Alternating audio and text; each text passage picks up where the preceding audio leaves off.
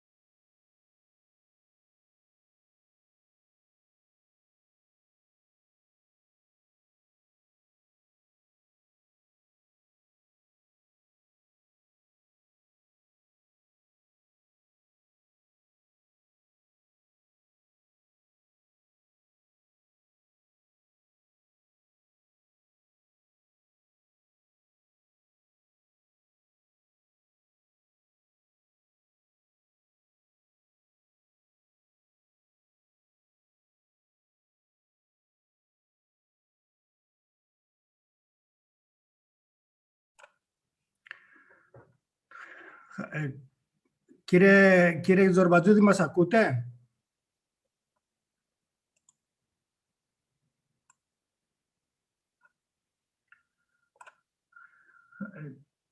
Κύριε Ζορμπατζούδη, μας ακούτε?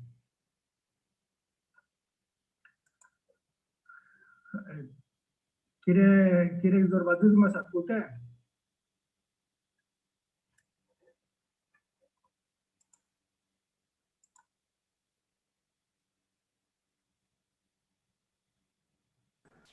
Φρασίπουλε, όχι, δεν είναι στο γραφείο.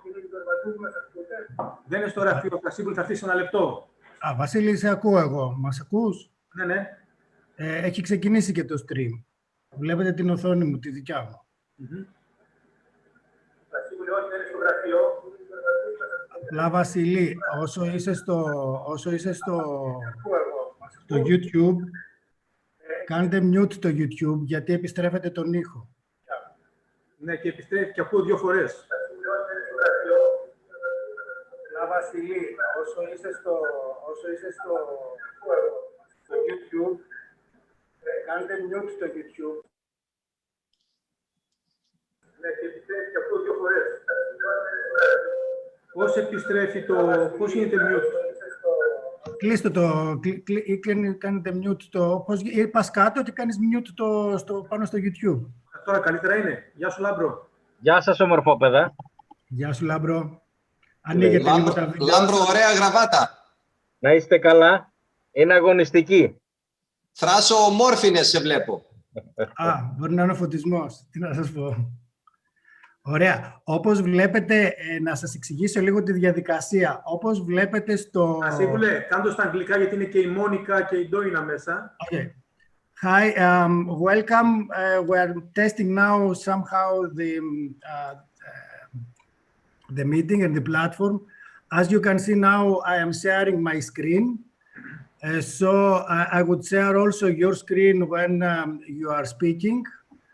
And as you can see, when I have the floor, you can see in the YouTube channel my face and my video. When you are start speaking, then the floor goes to you, and then you can see your video on the YouTube channel. Okay. Yes. So I think that more or less we are ready, Vasilis, but I do not think that all of us, all of the guests are here. I have seen Professor Christoulas some minutes ago, and he told me that he will be back in about 10 minutes. I can see Doina, Labros, Babis, and Monica in the room, and also the technicians Labros, Nikos, and Agis is here. So if you have any problem, you can just send a private message to them. In order to share your presentation, because I haven't received I have received only 2 presentations from the morning, Vasily, so I think that the participants will share their screen during the conference. So just go down in the Zoom interface, and then you can see share screen button, and then you can share your screen. But do not forget when you are finishing your presentation to just stop share your screen in order to give the floor to the next participant. So I don't know if you have something to ask. Labro, is Kevin joining us, or you will do his presentation as well? Oh, he's joining us, and actually I'm now writing to him to send his presentation to Thrasivoulos and Nikos. Thrasivoulos, is it okay if Kevin sends it to you, or Nikolos as well? To both and I of have us, to send my presentation to, I didn't know I have to send it before, but I'll do it now. But in any case, I think that it's not a big deal to send us now the presentation, because he can share his screen during the meeting. So yeah, definitely. More or less the same. But anyway, I'm asking him to send the presentation, and I'm just seeing you guys, all right? Yeah, I think that it's more smoothly for the presenter to share the screen and go back and forth in the slides.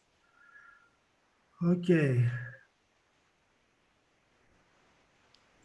Monica, happy to see you. Nice to see you too. How are you? I'm fine, thanks a lot. How about Bucharest? Oh, so today is the first snowy day. We already have some snow, but Really? we are glad to be at home because now it's a free day in Romania. It's St. Andrew. Oh yeah. Oh, The In same Scotland as well. Yeah, National Day.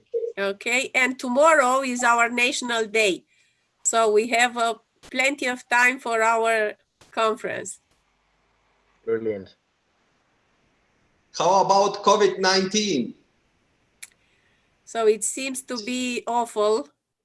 So we are online with all our courses, but the situation with the population getting worse. I'm not sure if we can go in in holiday these days. Maybe we'll stay at home because there are so many restrictions. Are you in lockdown now, Monica? Not really, not really. There are only some towns or villages or small cities in this lockdown situation. We're in lockdown in the UK, and we have been very, very successful. We only have 12,000 cases per day now. Oh. And 600 deaths a day. And this is a great success, guys. It used to be a lot worse. Okay. Lambros, what's the situation in Sheffield now, right now? We're one of the worst hit cities in England in terms of COVID, both in the first wave and in the second wave. So I think that at least 5% of the people who died in the first wave were from Sheffield. So we had thousands of deaths only in Sheffield. I think there were 3,000 something deaths in Sheffield from COVID-19 so far, which is 3 times the deaths in whole Greece, right? So Greece so far has had how many? 1,000? The entire country, we've had around 3,000 only in Sheffield.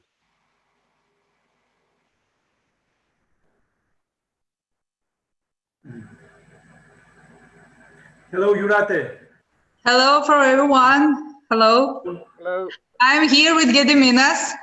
Hi, Hi, Yurate.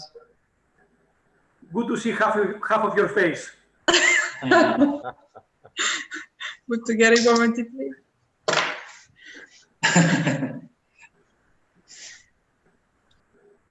How are things in Lithuania, in Kaunas, with the COVID situation? Are you okay there? In Lithuania, with COVID situation, it's bad. I think it's bad. We have so many cases. We have so many cases and death cases. Yeah. All we are working distance, not contact. Not face to face. Yeah. Mm. What about your students? Do they come to the university for some courses that are lab-based, like in medicine or in sports science, laboratory, or do they just do it everything online? 2 weeks ago, we have practice lectures face to face, but now we have only online courses. It's the same here. We've been totally online. I hate it really, because I pre-record all my lectures. I have 320 students in first year, and I record my lectures because we cannot have 300 students live on a Zoom or Blackboard. It would just crash, right? So I have to record it, which means that I stare at my computer screen like this now, and I talk to myself essentially. I record it. I don't know if they get my jokes. I don't know if it's good interaction with them. I just hate it because I like, very lively teaching and moving around. So we'll have to make do. But in some cases, in biochemistry, chemistry, and biology, in biomedical, we have students attending the lab sessions. So everything's been spaced out, and then we have students going there. But the staff is with full PPE kit. So it's a bit strange for everyone, but they cannot move this online or distance learning. So they just do it. Yeah, and we have some joke. We feel like a spiritism sense when we talk with students. Are you here? Yeah. The student didn't talk with us. They don't have questions, so it's like a spiritism sense. Yeah. We have the same issue because we do some Zoom seminars with smaller groups with them, and they tend not to turn on their screen. So we're staring at a blank screen really. And we don't know whether they're there and they don't interact. So it doesn't really help.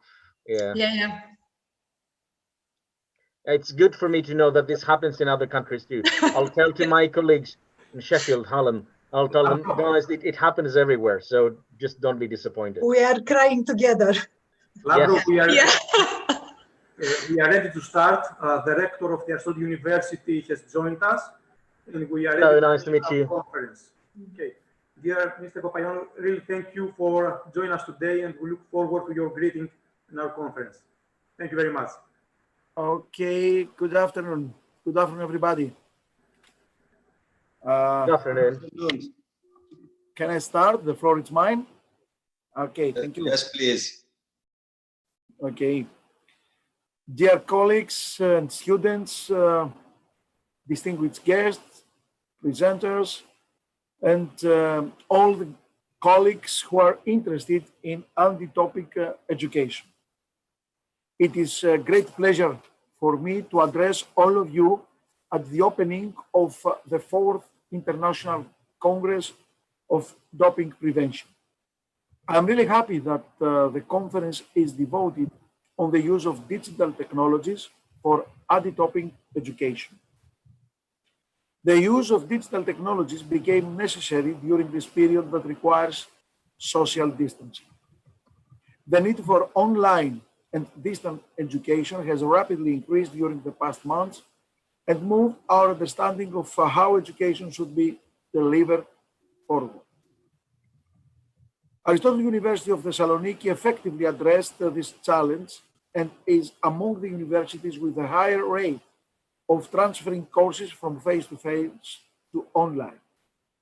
I strongly believe that social distancing will remain even after the end of the pandemic, and the need for online and distance education will remain high in the near or in general future.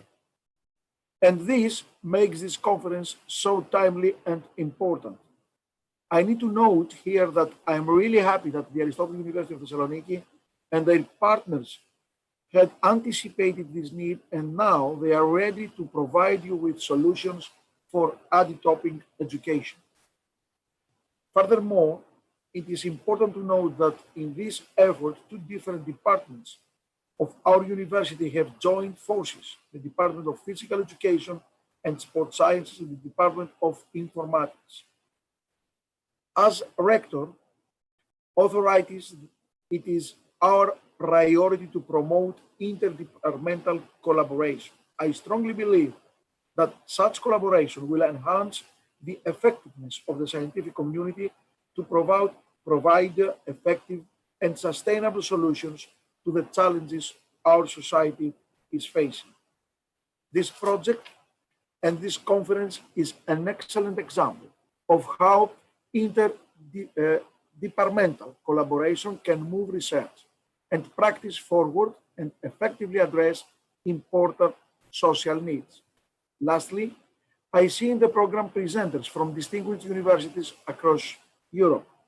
I strongly support the internalization of higher education institutions.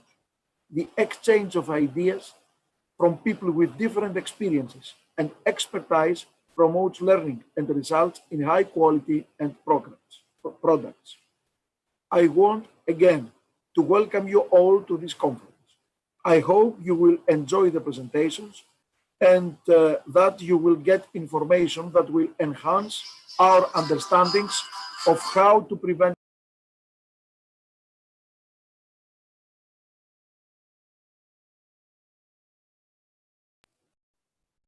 Okay, I hope that in the next event, this kind of event, we will have the opportunity to meet each other face to face and to discuss more social for all about these interesting subjects.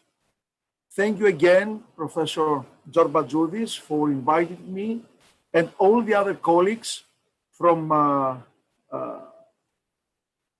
our school and our university from both departments for this interesting event. Thank you very much again. You're welcome. Many thanks to join us, Vasilis. Yes, it is truly a pleasure to have you on our conference, and it's truly an honor to have you greeting our conference. We truly appreciate it. Thank you very much. Thank you. Now, I would like to ask the Dean of our department, Professor Christoulas, for a short greeting to our conference. Honorable Dean of Aristotle University of Thessaloniki, dear colleagues, dear participants, as the Dean of Faculty of Physical Education and Sports Sciences of the Aristotle University of Thessaloniki, I am proud and delighted for the realization of the 4th International Conference on Doping Prevention, Anti-Doping Education during the COVID-19 pandemic and the use of digital technologies. I would like to congratulate the organizers of this conference and all members of the GAME project. Rapid technological advancements and globalization bring new challenges to the prevention of doping and the promotion of health-enhancing physical activity and sports in young individuals. The organization of conferences like the present one helps to understand the gravity of these challenges with the use of digital technologies for anti-doping education. I wish you a pleasant attendance and fruitful discussion during this conference. Thank you very much, Professor Christoulas. Vasilis. Thank you, Professor Christoulas. We truly appreciate your presence here. And now I would like to ask Professor Georbatzidis, as the Vice Director of the Department of Physical Education and Sports Science, for a short greeting to our conference. Dear colleagues and students, it's a great pleasure to welcome you to the 4th Doping Prevention Conference. The Human Studies Laboratory of the Department of Physical Education and Sports Sciences participates in a series of research programs funded by the European Community. I would like to welcome you to the conference and with productive discussions and presentations. Thank you, all of you, for your participation. Thank you for Professor Zorobatzoudis. Now it's time to start with the essence of the conference, that is the presentations that have to do with the game project and the digital technologies on the anti-doping fight. I would like to invite Dr. Lazouras, who will chair the first session, to make a comment about the session and then give the floor to the presenters. Hello everyone. It's nice to be here. I hate it that this is virtual and I'm not in Thessaloniki, which I love so much, but maybe next time this year, hopefully. So I'll start on with chairing the session, which is planned to be about an hour, might be a bit shorter actually. And here, what we're covering are three main topics around the Erasmus Plus Sport project game, which is the main topic of the conference today. So we'll start with a presentation by Dr. Barkoukis about digital technologies in the fight against doping. So in a way, how the digital education could help us fight doping in sport, in recreational sport, and in elite competitive sport as well. Then my dear colleague, Dr. Kevin Bingham from Sheffield Hallam University, he will present some data that we have from the different countries that participated in Project Game, and some brief evaluations that we've made about the effectiveness of this approach in changing people's mindset and beliefs towards doping. And then the session will end with Professor Stănescu and Cretoru from the National University of Physical Education and Sport in Romania, UNEFS, where they will talk to us about challenges and opportunities in using approaches like digital learning, in that case, gamified anti-doping education. I trust it will be an interesting session for everyone, and I would like to ask presenters to stick to 15 minutes presentation maximum, and then we allow 5, maybe 7 minutes for discussion. Thank you. Vasilis, would you like to start? Yes, actually, I'm the first presenter, and this is really interesting because it's among the first times that a conference in Greece starts on time. We are actually ahead of time. That's a good one, isn't it? So I will be keeping time, and I will notify you through the chat about the when you still have 2 minutes. So in 13 minutes, I will notify you that you still have 2 minutes. All right? Okay. Thank you, Labros. So everyone, when you're presenting, just be alert of the chat. I don't know if you can see the chat. Maybe that's an effective way for me to tell you that you have 2 minutes left for your presentation. Is that okay? Okay, so I'm going to share my screen so you can see my presentation. This will make it easier for you to join the meeting, to attend the presentation. Okay.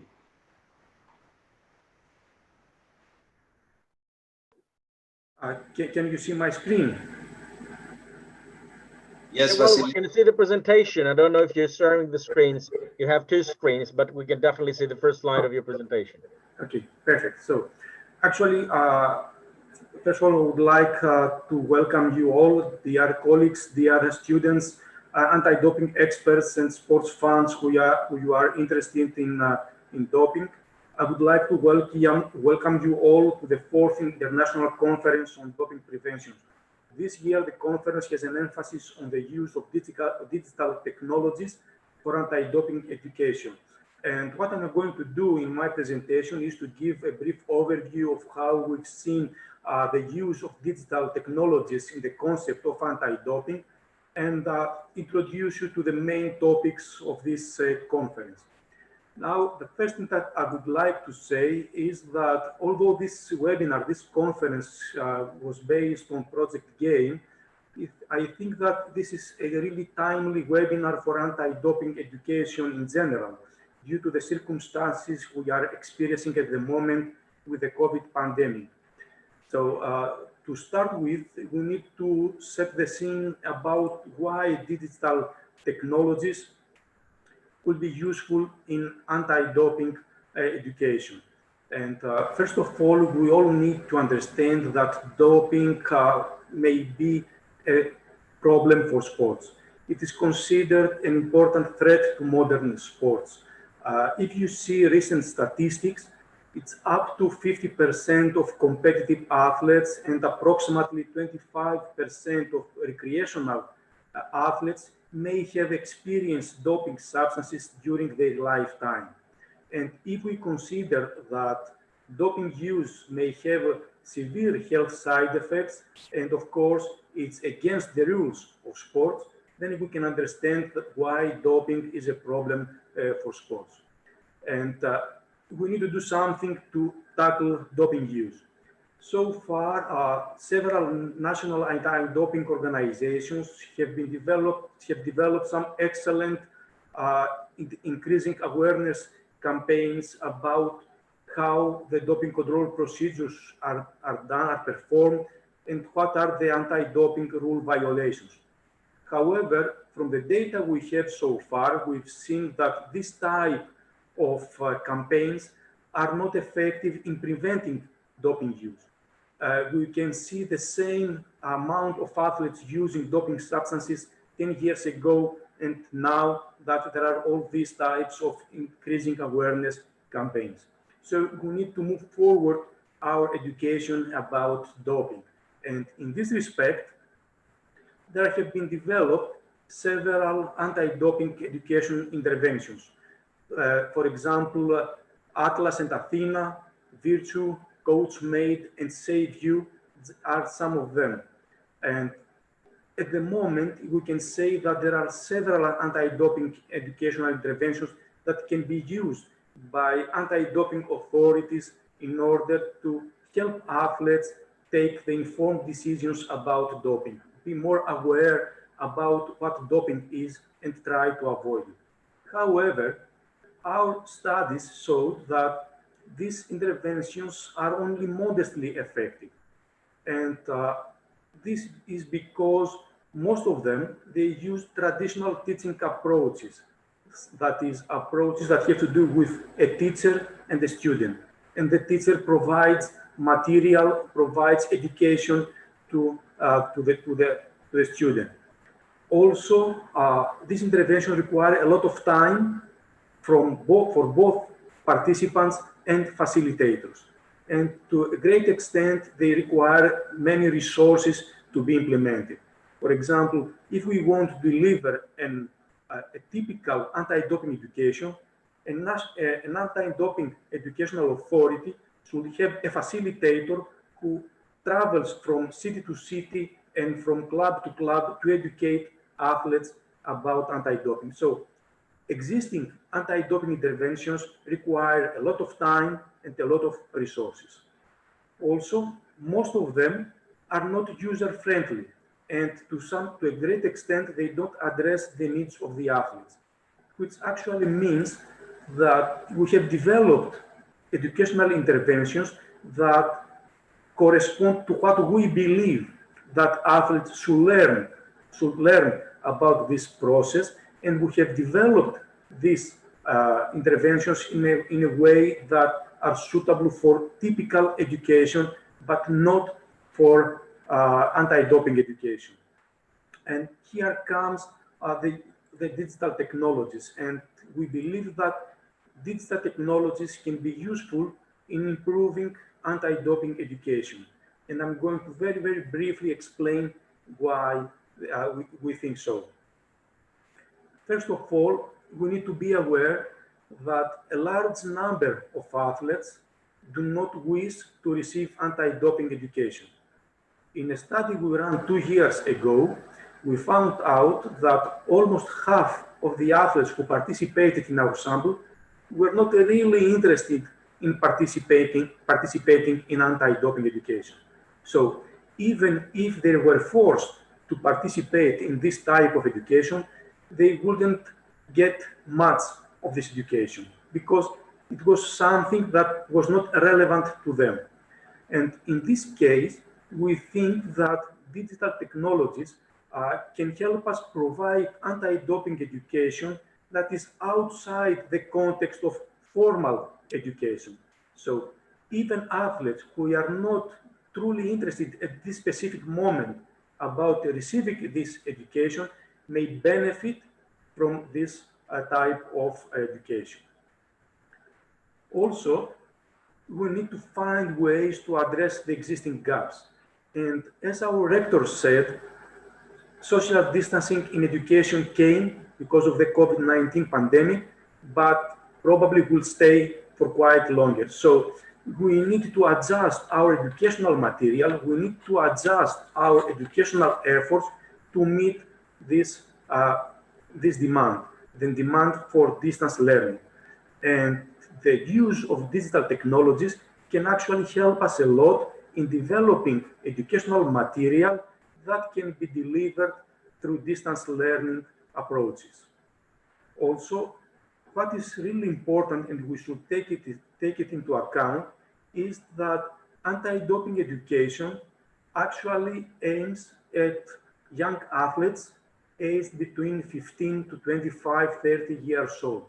So we're actually talking about Generation Z, that if you see this generation, they actually arrive with a tablet and a smartphone under their arms. So if we want to talk, if we want to educate athletes being in this generation, then it is profound that digital technologies can provide education that is user-friendly. It is using means that are more familiar to these athletes.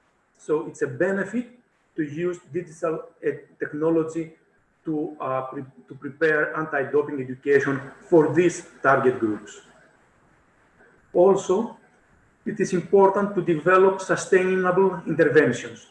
And when we talk about sustainable interventions, we talk about cost-effective interventions, interventions that NADOS can support. And also we are talking about time-effective approaches, time-effective interventions, so athletes can find the time and attend this educational interventions. So if you are an athlete and you are an adolescent athlete and you have to go for 6 hours at school, and then you have 2 or 3 hours for training, and the rest of your day has to be filled with some other activities, such as seeing your friends or doing your homework for your school and so on, you can't easily find the time to participate in informal education. So in this sense, digital technologies can help a lot in developing anti-doping education that can be suitable and time effective for young athletes. So if we all agree on this, then the next question that we should answer is how digital technologies can be useful in anti-doping education. And I would like to share some thoughts with you. And actually, this is the essence of this seminar, of this conference, to see the different options we have in order to use digital technologies to develop anti-doping education. So, one of the first options we have is to use serious games. And it's supposed that the gamified approaches that these serious games can offer, they can actually help us develop anti-doping education that addresses the young athletes' needs. It is user-friendly and can be implemented outside the context of formal education. So, serious games like the one we developed in Project Game and we are about to present you in this conference are thought to be the next step that should be used in order to promote anti-doping education.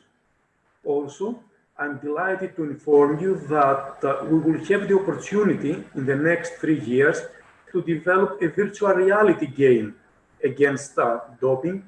So, and we expect that through virtual reality, we will advance and we will enhance the experiences of athletes participating in this education. And this way, we can make our intervention much more effective in informing athletes about the health side effects of doping use and the moral hazards of doping use. Also, educational videos like the ones that my associate, Mrs. Skufa, will present you, can provide anti-doping messages in a more enjoyable and playful way to the athletes. So in this sense, we can use these videos as another tool we have to implement anti-doping education, to provide to athletes anti-doping messages in a way that addresses their needs. Also, in this effort, we can use mobile applications. We want to educate a generation that was born, arrived with smartphones. So applications like the one that Professor Nichols will present you can also help us provide anti-doping messages in an easy to reach and user-friendly way for young athletes. Lastly, there are several interventions out there, but we are not aware of them. Only in our department, we have participated in 5 different projects that develop anti-doping education. However, we need to promote this information, these interventions to more people. And the best way to do it is by developing communities of practice. That is, groups of people who are interested in learning about doping and want to work against doping. And my colleague, Labros Lazouras, will demonstrate you how we can do it with the use of digital technologies. Overall, I'm working on anti-doping education for over 10 years now, and we have tried different ways, several ways to produce anti-doping education, from traditional ways to more to ways that have to do more with technology-based information. And I'm pretty much convinced at the moment that digital technologies can really help us promote anti-doping education, advance anti-doping education, and have better results with our athletes. So, thank you very much for your attention, and I look forward to your questions.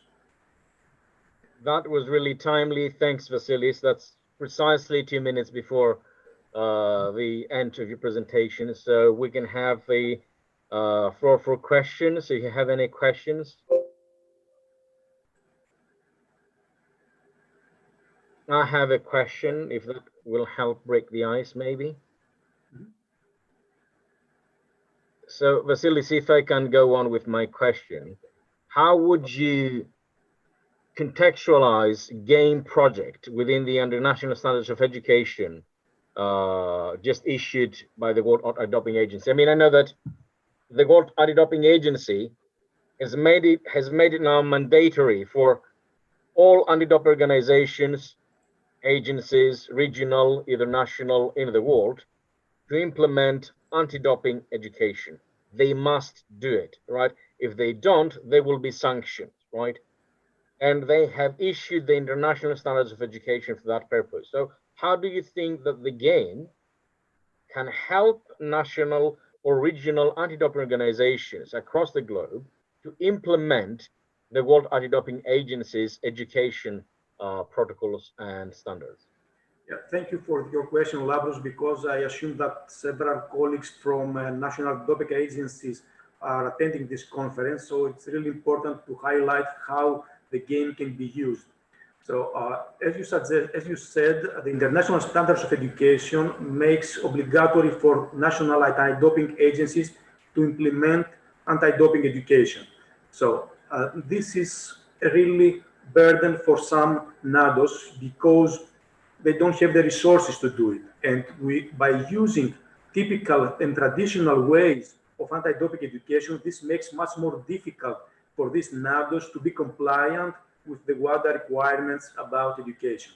In this sense, having the game, having an activity and anti-doping education such as the game can help these NADOs implement anti-doping education in a more cost-effective way. Now, when we talk about this specific game, we can say that it addresses 4 or 5 out of the 9 priorities of the international standards of education. So NADOS can use this game to cover a large part of the what the requirements about anti-doping education, and they can do it in a way that is cost effective to them. All right, thank you. I think that this is very useful, especially if we're having through the live streaming, which I think that this is live on YouTube, this conference, isn't it? Mm-hmm. So I think that if we have members from national anti-doping organizations listening to this conference now, they know how to contact you or the game project just to find out how this output could really help them implement the international standards of education. And think that, and this is a great opportunity, really. Do you have any other questions from the audience? Is there a way, I'd like to ask Thrasivoulos, is there a way to see if we have any questions from those attending the live streaming? I'm not quite sure whether we really have this opportunity, but I'm just checking with you if we have questions from this kind of medium as well. There are a number of questions from the audience now in the YouTube channel. Maybe you should encourage them to write them some questions. Oh, please do. Yes, definitely. Yes, we need that. Yeah. But maybe during the discussion we will collect more questions from the audience. All right. But I think that Vasilis' presentation was pretty complete, so I do not think that there are many things to answer. But I would ask Vasilis if we can use this game or exploit this game for educational resource in the universities, in the higher education institutions, or how we can incorporate it in the current program of studies or as a equalizer tool for our students that are in parallel athletes, because it's a tool that it targets on mainly on youngest. Thank you, Thrasivoulos. Before answering to this, Andrei from the Romanian Anti-Doping Organization asked the question about whether we can translate the game. And at the moment, the game is in 4 languages. It's in English, Greek, Lithuanian, and Romanian. So people in this country, NADOS in this country, can use the game the way it is. So if you go to our website, you can find the game, and Thrasivoulos later on can show you how you can choose your language and how you can use it in these languages. So about translating the game into another language, this requires some work and some effort. And if you want to do it, please contact us, and then we can discuss with the IT team, Thrasivoulos and his team, and find the best solution for you. Okay. Now, with respect to Thrasivoulos' questions, actually, during the preparation of the game, we used it as part of our courses here in the Department of Physical Education and Sports Science. And we had a course about the psychology of exercise and physical activity. And when we discussed about the dark side of exercise, and we discussed about doping, then we asked our students to play the game and give us feedback about the game. So I think that yes, we can incorporate the game into our regular teaching activities in the universities. At least we did so here in Thessaloniki, and I think that it's quite easy to adjust our teaching to incorporate the game. Okay, thank you, Vasilis.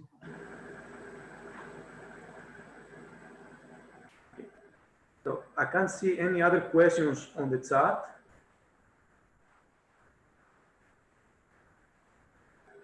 Okay, then if we don't have any other questions, then I think we should move on with the next presentation. I would like to introduce my dear colleague, Dr. Kevin Bingham from Sheffield Hallam University. So Kevin will present to you some initial evidence that we have about the effectiveness of the game in changing people's mindsets, attitudes, and beliefs towards doping in sport. I think it's important to note here, to just give you a bit of a context, that the game could be played by both amateur or elite athletes, or by anyone who's interested to find out the different scenario and the dilemmas, either as an amateur or a competitive elite athlete. So Kevin will now present you, we'll start with presenting you some data about the effectiveness of the game in different countries. Kevin, the floor is yours. I will notify you in exactly 13 minutes that you have 2 minutes left. Good stuff. Hello, everyone. I'll just begin by apologising about my location. I'm actually sat in my attic at the minute because we've got a bathroom leak. So, yeah, I apologise for that. I'm just going to try and share my screen so I can get the PowerPoint presentation up. So, look.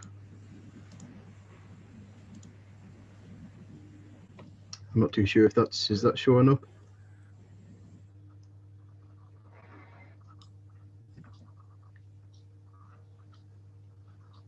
Can everyone see that? Yes, this is fine. I think that if you just put it in the full screen mode in your PowerPoint, yes, that would be great. Yeah, good. Brilliant. Thank Perfect. Good stuff. Okay, so as Lambros said, we're here to talk a little bit about the sort of the results that we found so far from games. So we've had a lot of people try the game out, fill out some surveys, trying to get a little bit of feedback to see how well the game has worked and to see what the results are like. So just to begin then, quick overview of what we're going to go through. We're going to talk a little bit about some of the qualitative feedback we gathered in the UK. So I did a lot of the data collection, and I asked a lot of my participants to fill out some sheets just to get some verbal feedback off them. I also noted down some of the verbal comments that they said as well. So I'll quickly go through those to give kind of an overview of what people thought about the game, which would be a nice way to begin, I think. Then we'll have a quick look at the methodology for the evaluation, what we've done to evaluate and see how successful the game's been. We'll have a little look at some of the preliminary data analysis that's starting to emerge, particularly the pre-post results for Greece, Romania and Lithuania. Okay. So just to begin then, in terms of the qualitative feedback that we received from some of the UK the surveys that we asked them to fill out, overall, I would say that the feedback for the game was very positive. There are obviously some things that can be a little bit tidied up, a few tweaks that need to be made. But on the whole, judging by what people said and the feedback that I've read, it was very positive on the whole. I've obviously not been able to include all of the feedback that we received, so I've just taken out a few examples of the sorts of comments that people made, just to give you some sort of idea of the things that they were saying. So we had things like people saying that it's much better than a traditional lecturer. We've had other people saying that they would play the game if it was made accessible or available on a more a wider platform, perhaps if it was made as part of the module content on their degree routes if they're studying.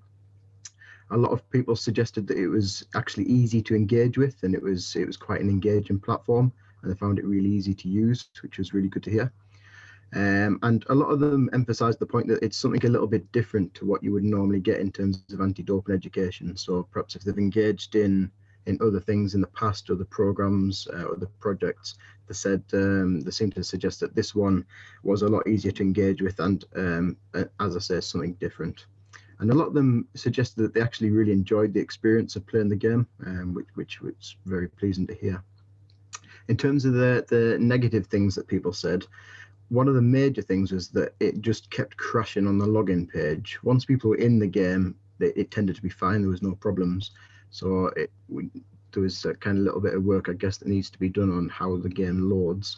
But I don't know if that was to do with internet signal at the time or people's devices, so that it's difficult to suggest what was causing that. A few of the problems that were kind of repetitive in the feedback was that the game is still way too wordy, and this is something we've been trying to cut down throughout the process, just to make it a little bit easier to read, so you're not reading massive reams of text. So I would say it's still probably a little bit too wordy for some people, and then there were others who thought that there should be other things that could potentially happen. So a lot of people did like the game, but others, I think, were expecting there to be more moving images, perhaps like a traditional game, where there's a little bit, perhaps more engagement in terms of like the moving images and things. I think the last comment was that too many of the scenarios were based in the similar settings, and they would have liked more varied scenarios. But again, that's something that could be adapted in the future, and feedback just to take on board. I thought that probably the two most interesting comments that emerged were that lots of people liked to be able to make choices in the game, and you were able to learn from your mistakes, so go back and replay it. And then they really like the scoring system that we attached to the game, so you can compare your results to other people playing the game. You can go back and try and improve your score, and a lot of people really like that element of it, which I think ties in really well with the competition side of sports. And there was just one major comment that I really liked, which was that people suggested, quite a few people suggested that could perhaps put their own image of themselves in the game, which I thought was quite a good idea, something that again could be developed in future games to make it a little bit more real and insert themselves into the game. So that's, as I said, that's a kind of broad overview of the qualitative feedback we received. There was a lot more, but I've only taken out little sort of pockets of those to give you an idea of the sorts of things people were saying. So we'll go swiftly into the measures then, and what we were basically looking for in the pre and post surveys. So we decided to split them into 5 main categories really. So we had things like situational temptation. So in the surveys there were 8 items that were there to measure temptation under given circumstances, so given settings really, based on the scenarios that we set up. There were 7 items looking at certain moral beliefs, so people's idea of trying to justify doping behaviour, allowing them to make those decisions. On the next slide I've actually got some examples to explain a little bit better kind of what each one of these means. And then we had 8 pairs of evaluative adjectives or binary opposites, so things like good and bad, to measure their attitudes, so whether it was a good or a bad decision, to see what they thought about those things. And then refusal, self-efficacy, we had 6 items trying to measure that, to basically measure the resistance of the athletes or the people partaking in the game, to understand how well they could, or how well they would refuse to engage with doping or instances of doping if they were given the opportunity. And then overall, the perceived usefulness of the game itself, and there were 2 items basically to see if this game was successful in increasing overall awareness of the doping problem in sport, and whether it educated people about the health side effects of it sort of entails. So as I said, just to give you a bit more context in terms of what each one of these means, in terms of situational temptation, there would be questions such as if you were encouraged or if you were tempted to dope, would you do you think it would help you improve your performance or appearance, or maybe you thought it might help you recover from illness or injury a little bit quicker, a bit more swiftly. So those temptations that really come into play, and that side of the survey is to measure those. In terms of the moral beliefs, it was to look into things a little bit about whether you agree with the legality of the substances, whether that was a massive implication on whether you would use them.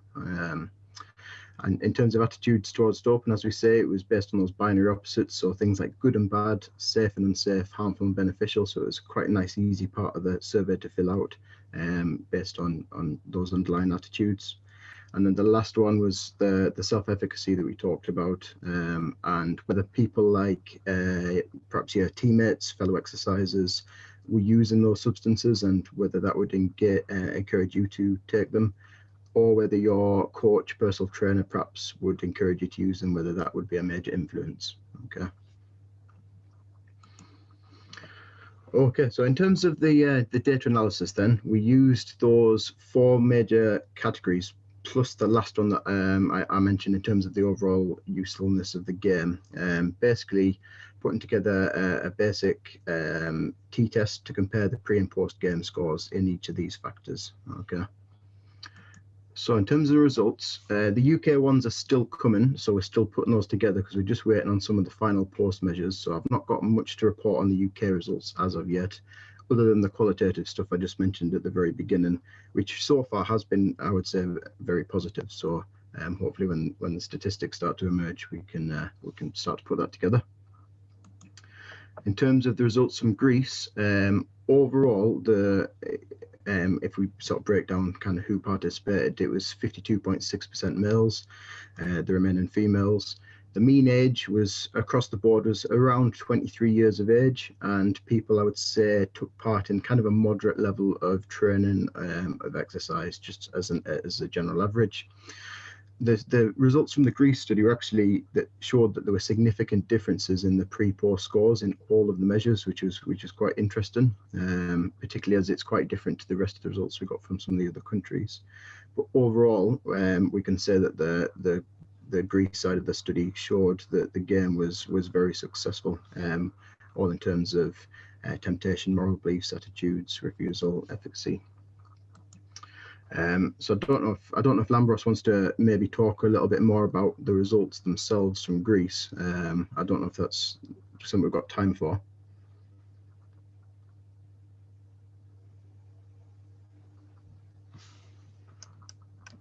Yeah, I'm trying to unmute myself. Oh, sorry. Yes, I think that yes, what we can say here, Kevin, is that there is a trend in behavior change in the way that we would have expected, which means that people, after they have played the game, they reported lower scores on temptation. They were less likely to morally justify doping behavior, the use of performance enhancement drugs. They displayed more negative attitudes towards the use of such drugs, and they also perceived that they could refuse using doping substances if they were offered, or if there was a kind of social pressure or even internal pressure about using them, like people feeling anxious with their with their physical appearance, and they would like to improve it. So those who played the game, really, they scored in a way that was expected. And I think that the good thing here is what you just showed before, Kevin, that the differences were statistically significant. Yeah, absolutely. Good stuff. So crack on with basically analysing the overall results and recognising the problem. Overall, a large proportion of the people who filled out the survey for Greece agreed that the game was successful, that it helped them recognise the problem associated with drug use or anti-doping awareness. There was still, I would say, a significant proportion of people who strongly agreed as well. So overall, if we take a look at those that agreed and strongly agreed, we can see that the game was by and large very successful. There was a few that slightly agreed, and only a small fraction of people that were not too sure, or people that perhaps totally agreed. So there's only a very small proportion, as we can see from the chart here. In terms of understanding the health risks, again, it was looking at the overall results here, it seems very successful in terms of educating people about what could happen to your body physiologically. So again, we had a lot of people who have agreed that the game is very successful in providing those results. In terms of those people that totally agree as well, and a very small proportion of the people that slightly disagreed or totally disagreed. So it was only a very small proportion who thought that. So in terms of the conclusions for Greece, playing the game on the whole improved people's attitudes, moral beliefs, the self-efficacy against doping. Overall, participants felt that there was reduced temptation after playing the game to use doping substances, and again increased awareness of the doping problem and what happens to you if you take certain substances, if you engage in doping behaviors. Okay, so if we move on to Romania next, then again it was similar proportion of males that filled it out, 56.1% males, so slightly fewer females again. The mean age was very similar again, so in terms of that sort of average age, it was talking about 23 years of age, 24, and a similar level of training per week as well, slightly more in terms of the Romanian participants. In terms of the results then, in terms of what the t-test showed, there was a positive change trend, but the observed differences were not really all that significant in the pre-post scores in all measures. And this could be attributed to a possible ceiling effect. That's what things suggest so far. In terms of putting them into a chart, once again we've popped them into a bit of a chart there. I'm just a bit conscious about time at the minute. In terms of recognizing the problem, we had a large proportion of people that totally agreed that the game helped them recognize the problem. We had a lot of people that were also in agreement, but then a lot more people, as opposed to Greece, who felt that they weren't too sure, so they had kind of a neutral stance. But all in all, I would say, looking at the data, obviously a lot more people totally agreed that that this game helped them recognize the problem. And understanding the health risks, again, the game was very successful, it seems, in terms of highlighting the underlying health risks doping can cause, very similar to the Greek side of the study. Less in terms of the neutral stance here, so there were more people that either fully agreed or passionately agreed, even people that slightly agreed, only a very small proportion that were neutral, none that it seems that disagreed. And so in terms of conclusions from the Romanian side of the study, we can say at this stage that the game didn't produce significant changes in the attitudes and beliefs towards doping. However, some differences were obviously observed, and they were in the expected direction, which is a positive. And overall, we can say, as more of a positive point, that the game did increase the overall awareness of doping in sports, and obviously the health side effects of doping. It seems that 70% of the sample thought that it had some sort of impact in that sense. So that is a successful result. And then in terms of the last part of the study that we've got results for, preliminary results, it's Lithuania. We've got slightly fewer males this time that took part, so 43%, okay, remaining females. We've got this time a slightly younger mean age, a little bit lower than the last two, and this time more activity in training per week, so almost getting on to sort of 4 days of training per week. So quite active individuals, a little bit different to the others. In terms of what the t-test showed us, there was a positive trend once again, but similarly to the Romanian side of the study, there were non-significant in both pre and post scores in all measures, and again possibly attributed to a ceiling effect. So in terms of recognizing the problem, we had quite a successful turnout in terms of people thinking that the game helped them recognize the problem. We had less people on that neutral stance, more people in agreement that that this game does benefit in terms of highlighting that there is the problems behind doping and what to do about that. And then in terms of understanding the health risks, so slightly less or slightly fewer in terms of those that strongly agree, but still there's very few that were on that neutral side of the fence, and obviously none that seemed to disagree with that, which was good. So I would say overall, once again, it's a good result in terms of people understanding the health risks and the game supporting that and helping them think about it. So in terms of the conclusions for Lithuania, very similar to the Romanian side of things. Playing the game did not produce significant changes in the attitudes and beliefs, but it did increase awareness and overall knowledge. In fact, it was 80% of the sample in terms of the Lithuanian side of the study. Okay. So the general conclusions, as we've just been through, it basically, in terms of playing the game, there were significant changes on the Greek side of things. So we received some statistically significant differences, but only in Greece. In terms of the others, there was this ceiling effect, possibly sort of culture-specific differences, or as we found with the UK side of things. I know I've talked about that a little less at this stage, but there were a lot of people that perhaps played the game a little bit and then didn't play it enough, so that could be a factor.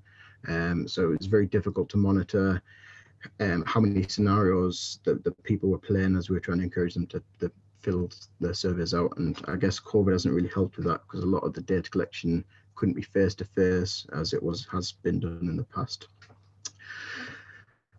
So on the whole, I would say that the game has been successful in the sense that it has increased awareness about the doping problem, and it does increase the awareness about health consequences as well. So on that side of things, the game's been very successful. And that comes to the conclusion for myself. I'll hand back to Lambros now. Right, great, thanks, Kevin. Thank you very much for this presentation. I think it's very detailed and describes overall the picture about the effectiveness of the game. What I would like to stress out though here before we take any questions is that this game is not meant to be used as a vaccination, to use a very timely example. So you don't just do it once and you're inoculated forever against the dangers of doping, right? So the more you play it, then the idea is that the more you strengthen and you reinforce those new beliefs and ideas and perspectives that you have about doping use. So we had this effect now that Kevin presented by people who played the game maybe very few times, right? So the idea is that the more you play it, the more those benefits will mature and will be influencing your behavior. It's not meant to be an once-off thing. Rather, it's meant to be something that people engage with more sustainably. Do we have any questions from YouTube or from our colleagues here? Labro, there is a question in the chat asking Kevin how many people participate to the game. So if you can give us an overview of the whole sample who participated in the pre-test and how many people all played the game. Yeah, I think Kevin, is it okay if I answer this question for you? Yeah, of course. Yeah, Great, yeah, that's because fine. I haven't have all the data in front of me.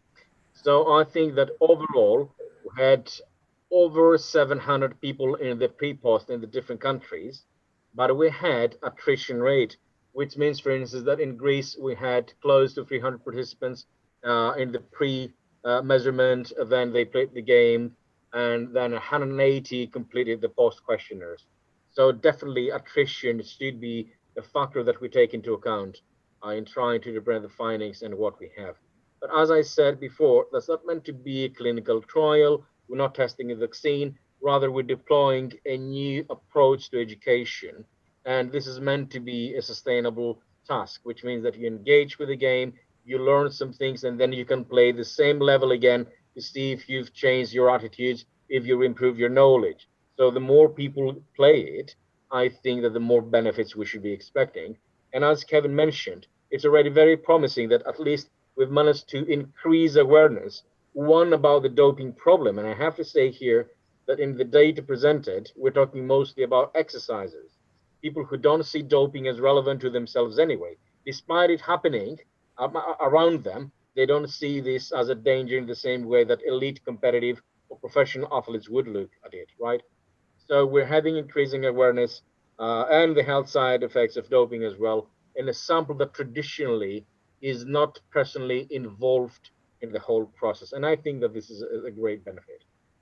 Okay, thank you, Lavros. Another question is by Andrei that tries to understand actually who participated in the game. It was professional or recreational athletes. If we have an idea of how many of them were recreational and how many recreational and professionals. And another question by Andrei is whether we think that the competitive athletes provided honest responses to the questionnaire based on their fear of doping test and reprisals. Yeah, great. These are great questions, both of them. The first one is mostly recreational athletes. It was hugely deployed to recreational athletes because that was the main focus of this specific game. But we also have scenario targeting competitive, elite competitive professional athletes. Now, with respect to giving honest responses, the game is meant to be totally anonymous, the way you play it and the way you interact with it. So although you might be giving your email to our team so that we can match this up for a kind of pre-post comparison in individual scores, essentially it's an anonymous thing, and athletes, especially professional ones or competitive elite at younger ages or stages in their career, not yet established ones, they can go on and play the game, and you can use it with your athletes as an educational tool. It doesn't have to do with giving dishonest responses, because it's not a matter of being tested. It's more a matter of reflecting on the situations and the dilemmas that you're facing and learning to make the right choice whenever those dilemmas appear in your actual life. So in a way, it's like strengthening the good, appropriate responses in a clean sport dilemma, right? So what would happen if someone approached you, your coach or your teammates, and told you that there is only one way to win this game if we're doped? What would you do in this situation? So I think it's about enforcing people making the right choice, meaning that the right choice in this context is not taking the drugs and trying other ways. Vasilis, would you like to add something? Yeah, thank you, Lavros. And if I may add on this, that the questions we used were actually validated. So we think that they take out the social desirable responses to some extent, because they don't directly ask questions about doping use. So they typically ask questions about their efficacy to resist temptation, or how they think whether doping is positive or neutral or negative. So a trend, you can see the trend even if they try to respond in a social desirable way. And it's not a matter of really testing them, you know, if they tell the truth. It's more about giving them an opportunity to learn, to really learn about how to deal with this situation. So it's more honest in this way. It's that we're not doing any doping controls. We don't take any urine or blood samples. We don't accuse those guys. We just tell them that, you know, you might be wondering how would you would respond in a situation like this. Here is a way. We give you a tool so that you can simulate those responses by playing the game. So if in real life this happens to you, you have higher chances of succeeding with a clean sport choice. Okay, thank you, Lavros. I can't see any other question on the chat. Oh, there are two Vasilis in Greek. There is a question, Vasilis, whether it's only for older age adults, or whether it's going to be used in, let's say, school-aged pupils. I think that it could definitely be used with high school students. So adolescents, pre-adolescents, they can start playing the game if they want to. So the language and the features and the settings and the scenario and everything, I think that they're very nicely contextualized in adolescence. So if you're a physical educator, if you're a sports practitioner and you're working with adolescents as well, I think that you could definitely play this game, use it as an educational tool to establish those attitudes and mentality from the very first stages of sport participation. And also the question was asking about students with special needs. I think that's something to be addressed by our information technology team in terms of contextualizing with different features for people with different types of disability. Because we have, I mean, are we talking about physical disabilities, mental disabilities, both? So I think that needs adaptation depending on which disability we're talking about. And the issue is that the text in several instances is quite dense. So you need to identify the capabilities of your students and be sure that they can understand the text. This is an excellent idea for a future project anyway.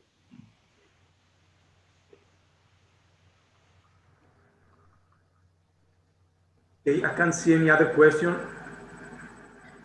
Me neither. So should we proceed with the next and final presentation for this session, which is by Professor Koitor and Stănescu, National University of Physical Education and Sport, Romania, talking about the challenges and opportunities and using gamified approaches to anti-doping education, clean sport education. Joanna and Monica, the floor is yours. Thank you. Thank you, Lambros, and thank you all to inviting us or being part of this project. It was a great opportunity to find more about anti-doping education, but in same time to develop our knowledge in teaching information about this approach. So in the next few minutes, I will present some information concerning challenges and opportunities in gamified anti-doping education. And our paper aim is to emphasize some particular aspects regarding gamification in anti-doping education based on challenges and opportunities that we have identified in this area. So the first idea is that gamification represents the use of video games element or games element in non-gaming system to improve user experience and user engagement. due to the current pandemic situation, most educational systems have switched to online teaching by using e-learning platform. And I'm sure that you already know that gamification effects have been investigated in several domains, but the sector in which gamification has been applied the most is education. Here we have at least 5 reasons to integrate gamification in e-learning, including in anti-doping education. So gamification let us quantify outcomes, let us apply some perspectives. It allows an problem-oriented approach. It stressed learned sovereignty, and of course, has a great contribution to perfected micro-learning environments. Of course, we can identify some benefits in education area, but also in anti-doping education. And these benefits are that it allowed to fail and then to learn. It's possible to build a rehearsal environment. Also, gamification increases learning and retention rate and gives instant feedback. The participant will be engaged in a safe competition and their minds will be focused on tasks. Usually gamification transforms insights into learning and sets a common target, sets participant at the same level. And we thought that all these are arguments that was valorized in the context of this game project. So why gamification in anti-doping education? As you already know, WADA developed an online platform, and maybe you know Adele, to consolidate all its e-learning resources. The critical studies on this approach mention that historically, the efficiency of anti-doping educational programs to increase athlete knowledge of doping has been very poor. The design of education programs has been criticized, and even when they meet many of the current recommendations for program design, the results are not favorable. A partial explanation for this is that the design of past education programs has not been informed by principles from education and other related disciplines. And this includes a lack of alignment between learning outcome desired, the education activities performed, and the assessment of learning outcomes. And for all this reason, we consider that gamification could be a reliable solution for anti-doping education. In order to apply gamifying tools in anti-doping education, we must consider some challenges. And we have identified some challenges in the design stage of a gamified approach. So first, there are low resources. Human, because maybe you know that in the National Anti-Doping Agency, there are no specialists in applying IT in education. Financial, because of course, we need important resources to design, to create, and then to implement a gamified anti-doping education. Informational, why not? Because we need very well prepared specialists able to design these games. And technological, because of course, the level of technology is not the same in all the countries. But for us, a very important perspective was this of pedagogical concerns that we approach it as challenges. And of course, this approach is resulted from literature review. So indifference. This occurs when gamification is reported to not have influenced the learners, either for the better or for the worse.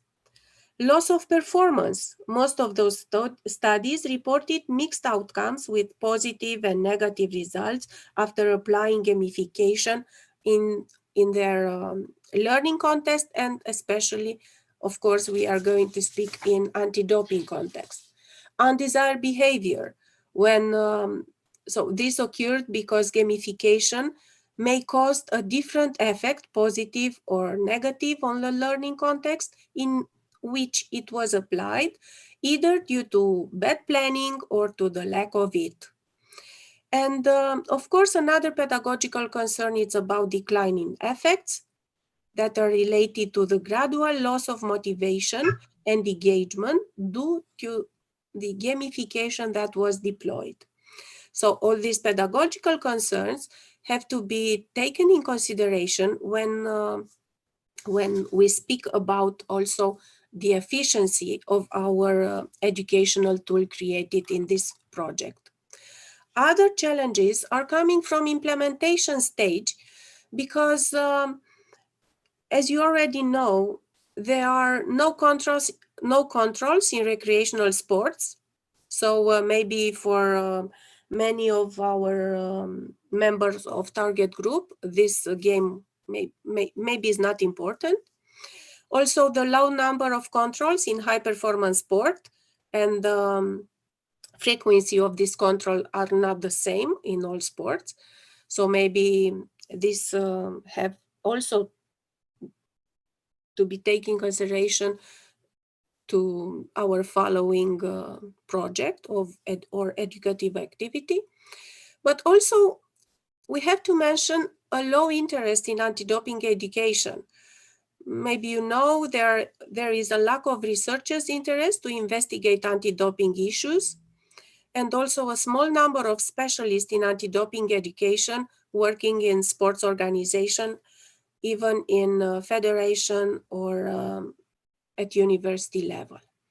So all these challenges were faced in a Romanian context during this project. And now I will give the floor to my colleague, Doina Croitoru, to present a case that partially reflect all these challenges in, as I said, Romanian context. Doina, please. Thank you. Perhaps Andrei Michael will find some answers, like his answers. So, how Romania stop down and go to lockdown on 11th of March. At that time, at the university, we had a Moodle platform used for athletes of the national level, but for a kind of blended learning. That became our lifeboat, and started from middle of March until middle of May, we made something like emergency learning for that time. Starting from 12th of May, I put this game on the university platform and for any other places I found. And we have a large number of accessions, and a lot of people completed the first survey. For the second survey, we have not that many answers, so please, the next slide.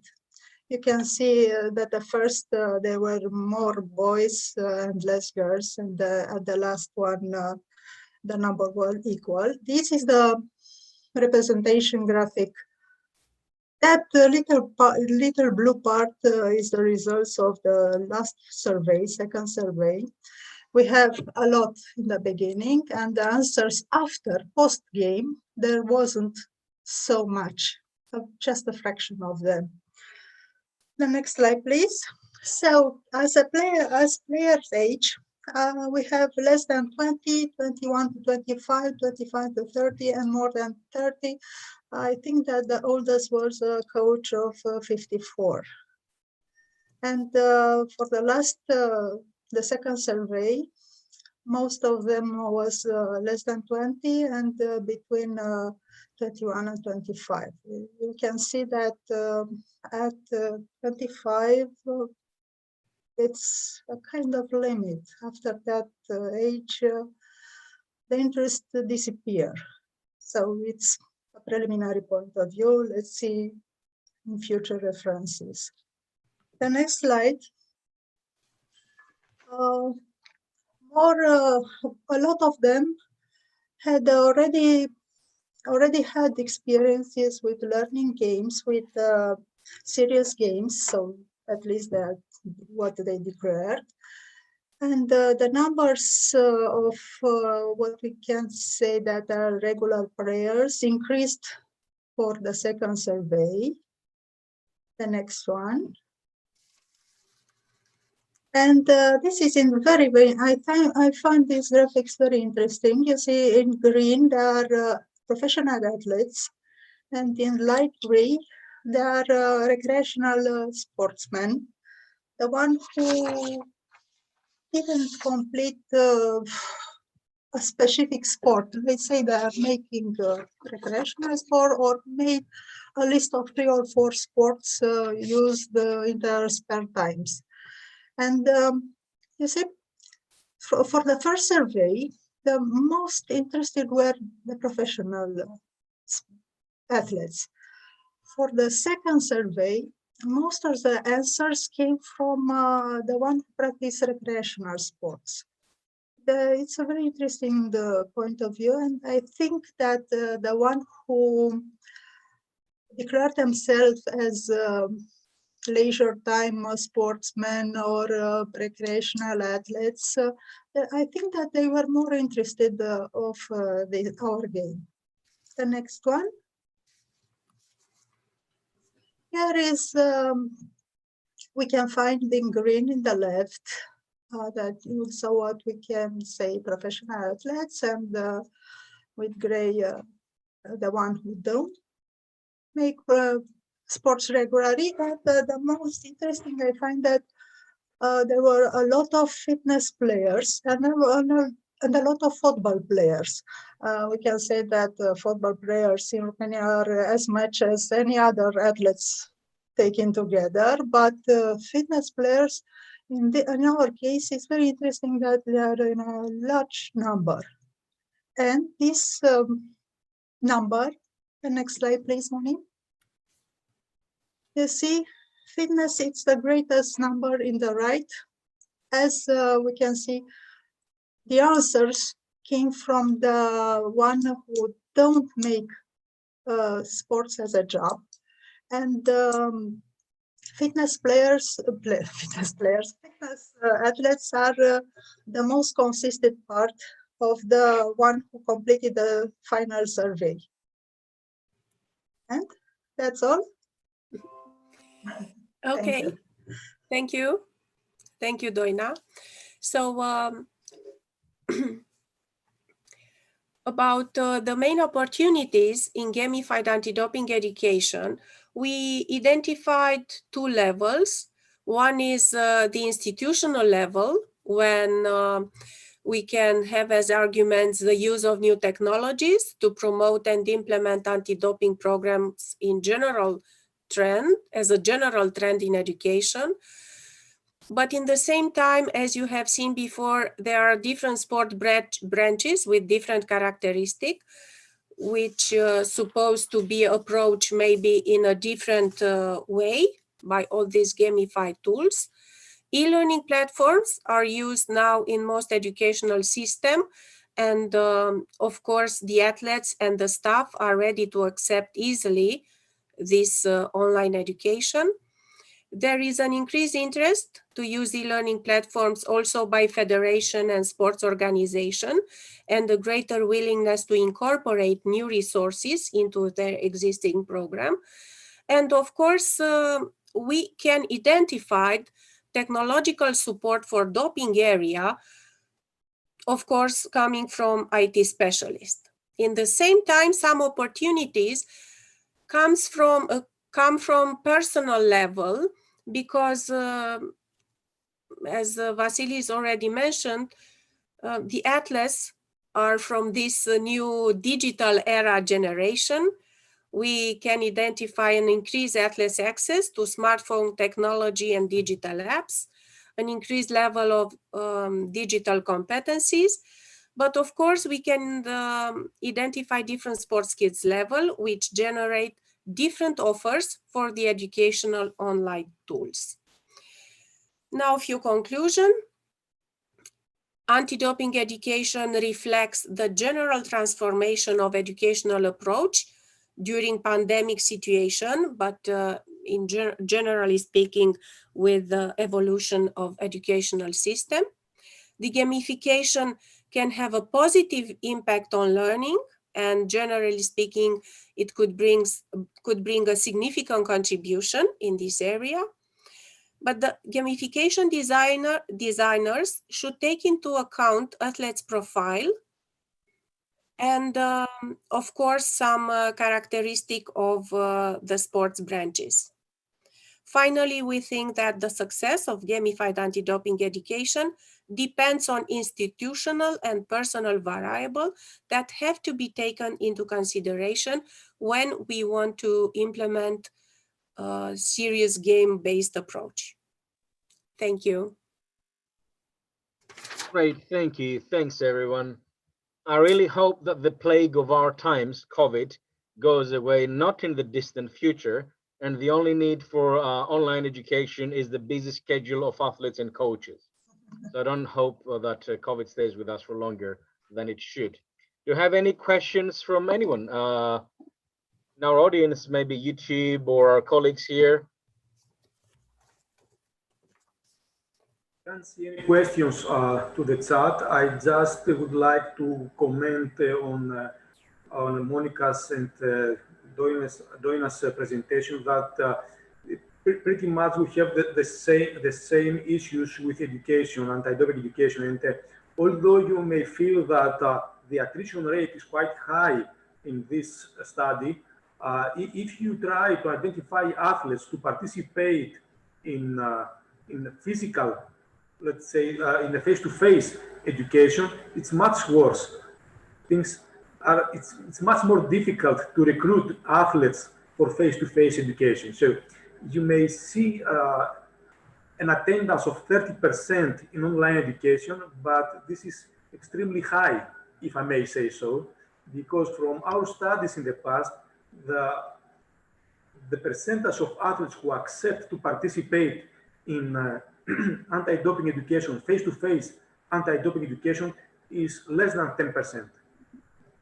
Because they don't have time, they don't want to do, they are not interested in doing so. So even if this thing, these numbers seem low, it's much better, much bigger than the ones you can get if you go with face-to-face education. It's very encouraging. May I add something, Vasilis? Sorry? Yeah, May I add something? Yeah. I would say that the difference between the number of the post-tests and the pre-tests, it's not the true, because the users are just 10%. Just answer the first questionnaire, then they are playing the game, and then they are forgetting to answer the post-test, because they are kids or they are athletes, they are young people that they have no idea about where we are doing some research behind that. So for that reason, I think that we have, it's not a low rate of the students that are continuing playing the game, but the problem is that they do not want to answer to the post question. Also about the numbers, I would say that in all MOOCs or online education, the percentages of the dropout rate is 90%. So only 10% are staying until the end of every course. So I think that the number, even in this aspect, is rather high. But I think that we cannot, in general, we cannot just only look at these numbers in order to say that the game is good or not. We will present after that the whole experience of the gamers, because we have done a control test experiment here in Greece with adolescents, and you will see that the numbers are different because it's totally controlled because we have the same number before and after, and then in that case we can say and we can have their opinion about the motivation of the game and the engagement of the game. So this could be the next presentation, I think, and I will present this afterwards. What Thrasivoulos is saying is really, really important here, because it shows that, one, we could be using the game for awareness raising purposes. If we, let's say we have a short presentation in a school setting and we want to demonstrate that there is something that young people should know, or athletes in different settings. Or you can also use it in a randomized clinical control trial and experimental setting, just to see whether it really makes a difference and compare it with other approaches to anti-doping education. So really, I think it's a diverse tool that provides us with a lot of opportunities to use it in different ways. And our students use it mainly as a learning tool. Yeah. The courses. Yes, indeed. Any other questions?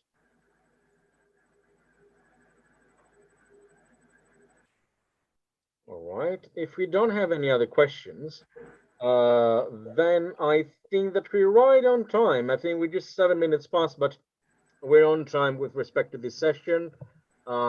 We can move on to the next session workshop, which will be chaired by Thrasivoulos, and it's about playing the game. So I'm happy to pass on the chairing of the session out to Thrasivoulos. Thrasivoulos, floor is yours.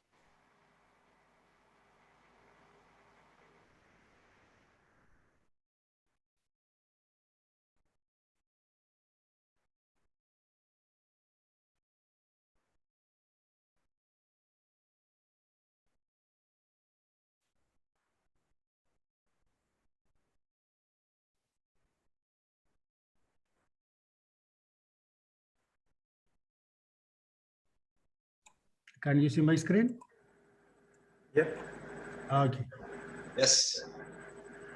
So I will briefly present you the game and the test, the experiment that we have conducted here in Greece with adolescents. And after that, Labros Karavidas, who participated in the development of the game, will present you how to play the game. Maybe the audience can start playing the game and creating their accounts in the game. Maybe the IT team could share the link of the game for the audience in order to download it and start playing with Labros just after my presentation. So first of all, I would like to present you the flow of presentation. I will present you briefly the game, then the user evaluation, and then we have the demo. The game is an anti-doping education for both recreational and competitive athletes. And we have decided after, if I remember well, the second meeting of the game project to be a telltale style serious game. And when we are speaking about this serious game, it's a game. It's something that I would like to offer fun and entertainment to the players, but also there is a specific goal for the game to achieve something. And as Labros presented before, we would like to self-regulate the students, the players, in different aspects. And we try to utilize realistic learning scenarios from recreational and professional sports. And we have implemented it in a multilingual in 4 languages up to now: English, Romanian, Lithuanian, and Greek.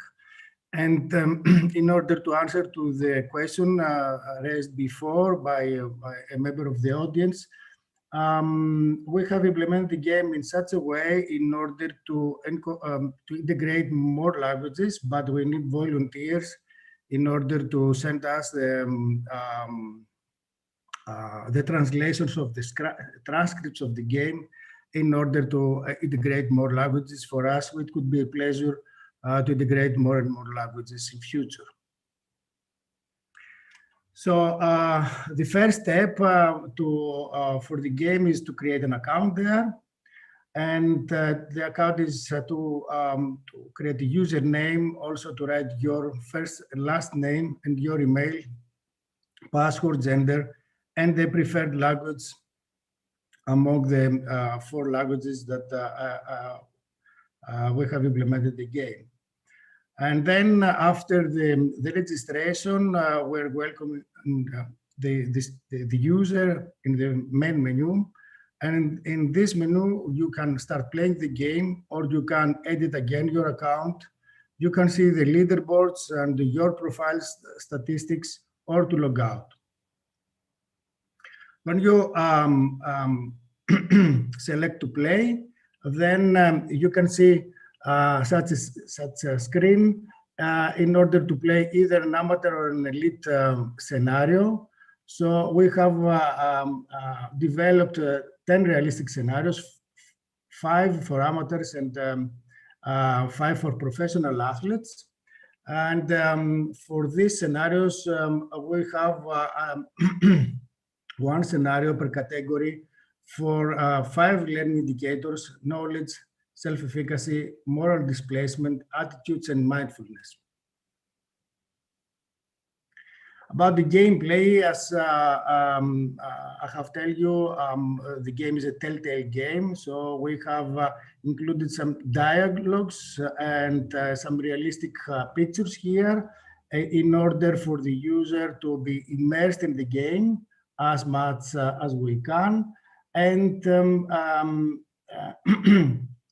the player has to take some certain decisions and make the appropriate choices. And according to the choices of the user, we can measure the specific dimensions, as we have said, about his knowledge, self-efficacy, moral displacement, attitudes, and mindfulness.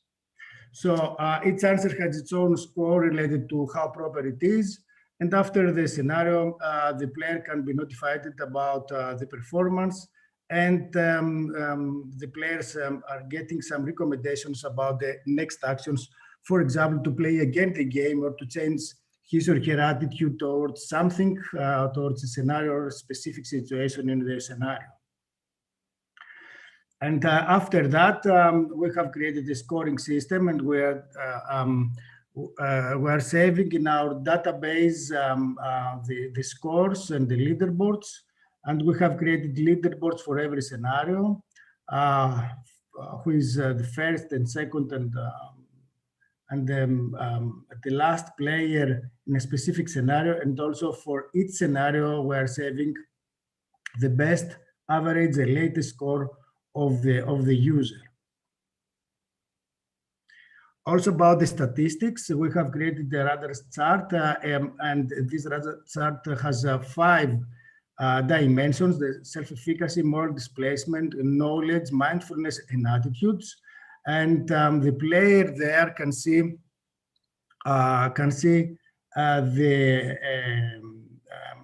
his or her score in these 5 axes, and can see also the average and latest score. Labros will tell you more about that, and if you start playing the game more than 1 time, then you can realize that you can have an average score here, and also you can have the best or the mean score here. About the evaluation, as I have said you, we have done an experiment in high school here in Greece, and the mean age was about 16 years old, 21 males and 15 females. And we have followed the proper research methodology to have a pre and post questionnaire, and between them, the players played all the scenarios of the amateur category, because they were adolescents, and they have no they were not professional athletes.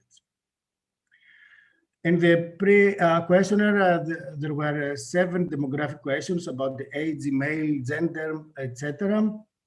And also, we have measured the game's usability and the game's play. About the game's usability, we have used a proper test, the use test, created by Lud, with 4 dimensions about the usefulness, ease of use, ease of learning, and satisfaction of the game.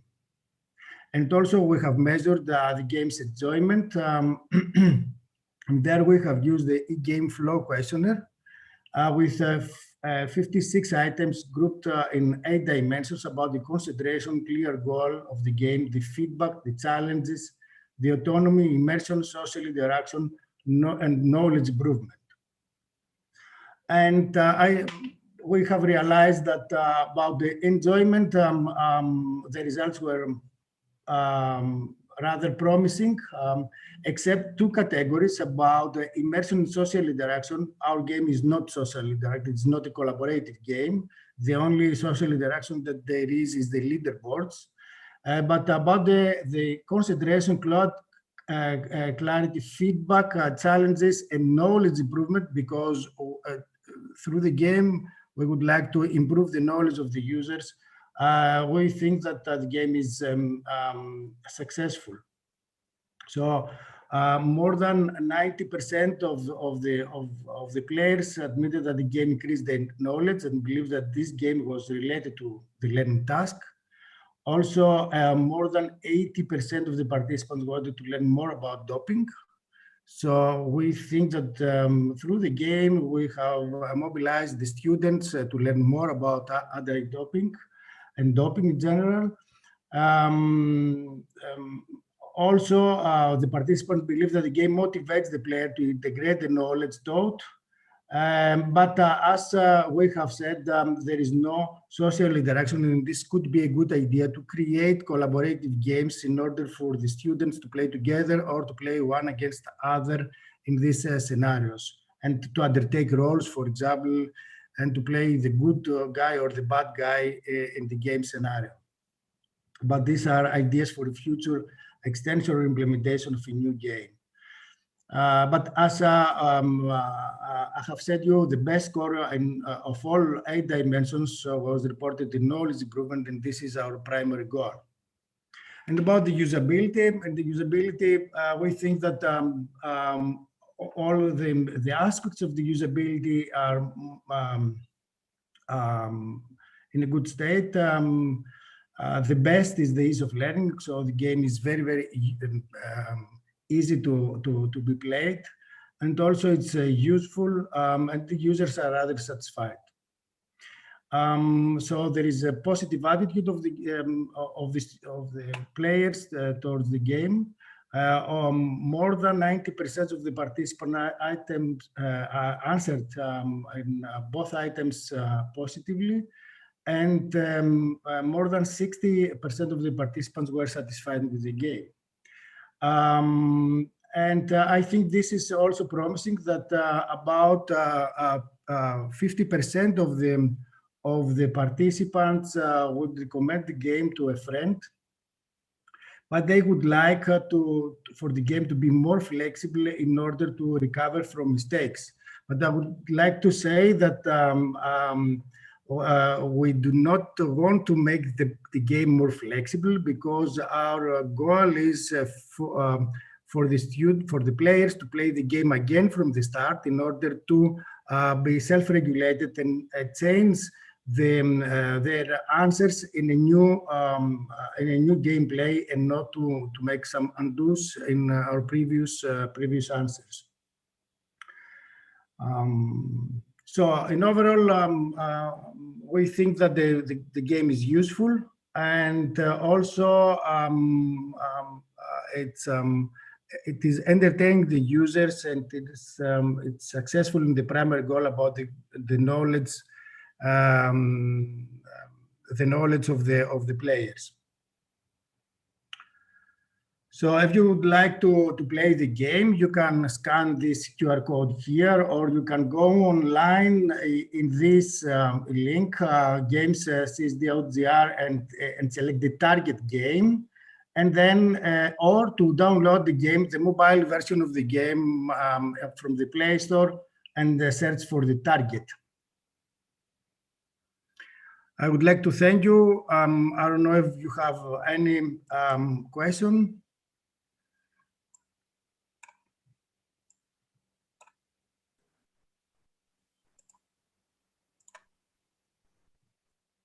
No, I can't see any questions on the chat. Just one question, something that we didn't have the chance to discuss it before.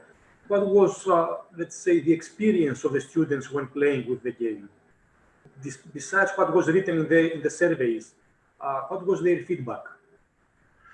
Their feedback is rather positive because they have played the game during the summer, I would say, last July. Just after the school, the teacher collected them and find them and play them in an informal way from their homes. And as I've said, the pupils answered both questionnaires pre and post and played all the fifth scenarios, the amateur scenarios of the game. So the teacher told us that the attitude of the players towards the game was very, very positive. But this was a control group. There was a relation between the teacher and the pupils, and but I think that this could be the case in all schools, I would say. So if you release the game to the schools now that we are in lockdown, I think that the game will create, it could be a very, very useful activity, educational activity for the pupils in our schools, in the secondary schools. And actually for NADOs as well, if a NADO would like to use this game, it should be something like an obligation for the athletes in order to get a certificate for participating in games. So athletes will be forced to play the game. And even in this case, it seems that it's really interesting that they found it useful and playful. It is not just an obligation to fulfill. Yes, I think that for NATOs as well, it could be very useful, and also for the higher education students, as we have discussed before, it would be very useful. And I think that if you had time to read the new digital education plan that has already announced by Commission last month, you could say that there are many. They would like to create equalizer courses or equalizer digital activities for their students or pupils in schools. I think that this specific game could be a gamified activity for our students and for the members, maybe for NATOs or maybe members of athletes association or pupils in secondary schools. So I would propose, after all these results that we have collected, and we are collecting more, as you know, to our policies to offer to play the game, to integrate the game in the secondary schools for sure, in higher education institutions, and also for in athletes academies for the kids to be aware about anti-doping and all these aspects. Mm-hmm. Thank you. I can see a question on the chat. I don't know if you can see it. By a triathlon club, how to cooperate with International Sports Federation?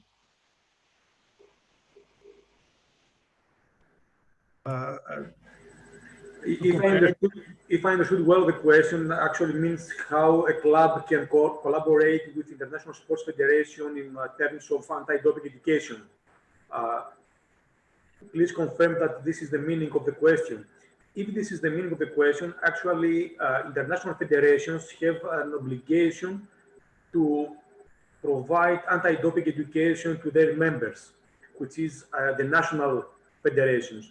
And then with the new international standards for education, the national federations should work with the national anti-doping agencies in order to provide education, anti-doping education to their clubs and to their athletes. So actually, they should try to approach you for anti-doping education.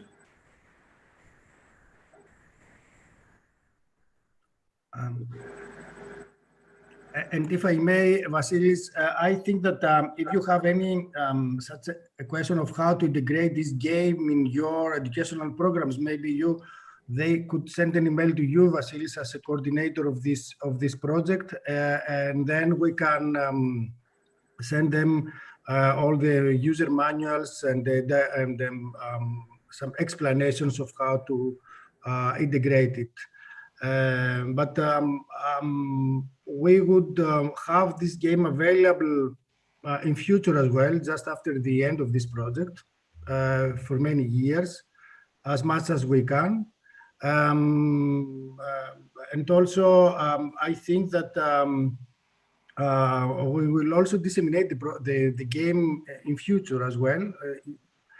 So if someone would like to participate and play the game, they can play it not until the end of this year that the project will end, but also in future.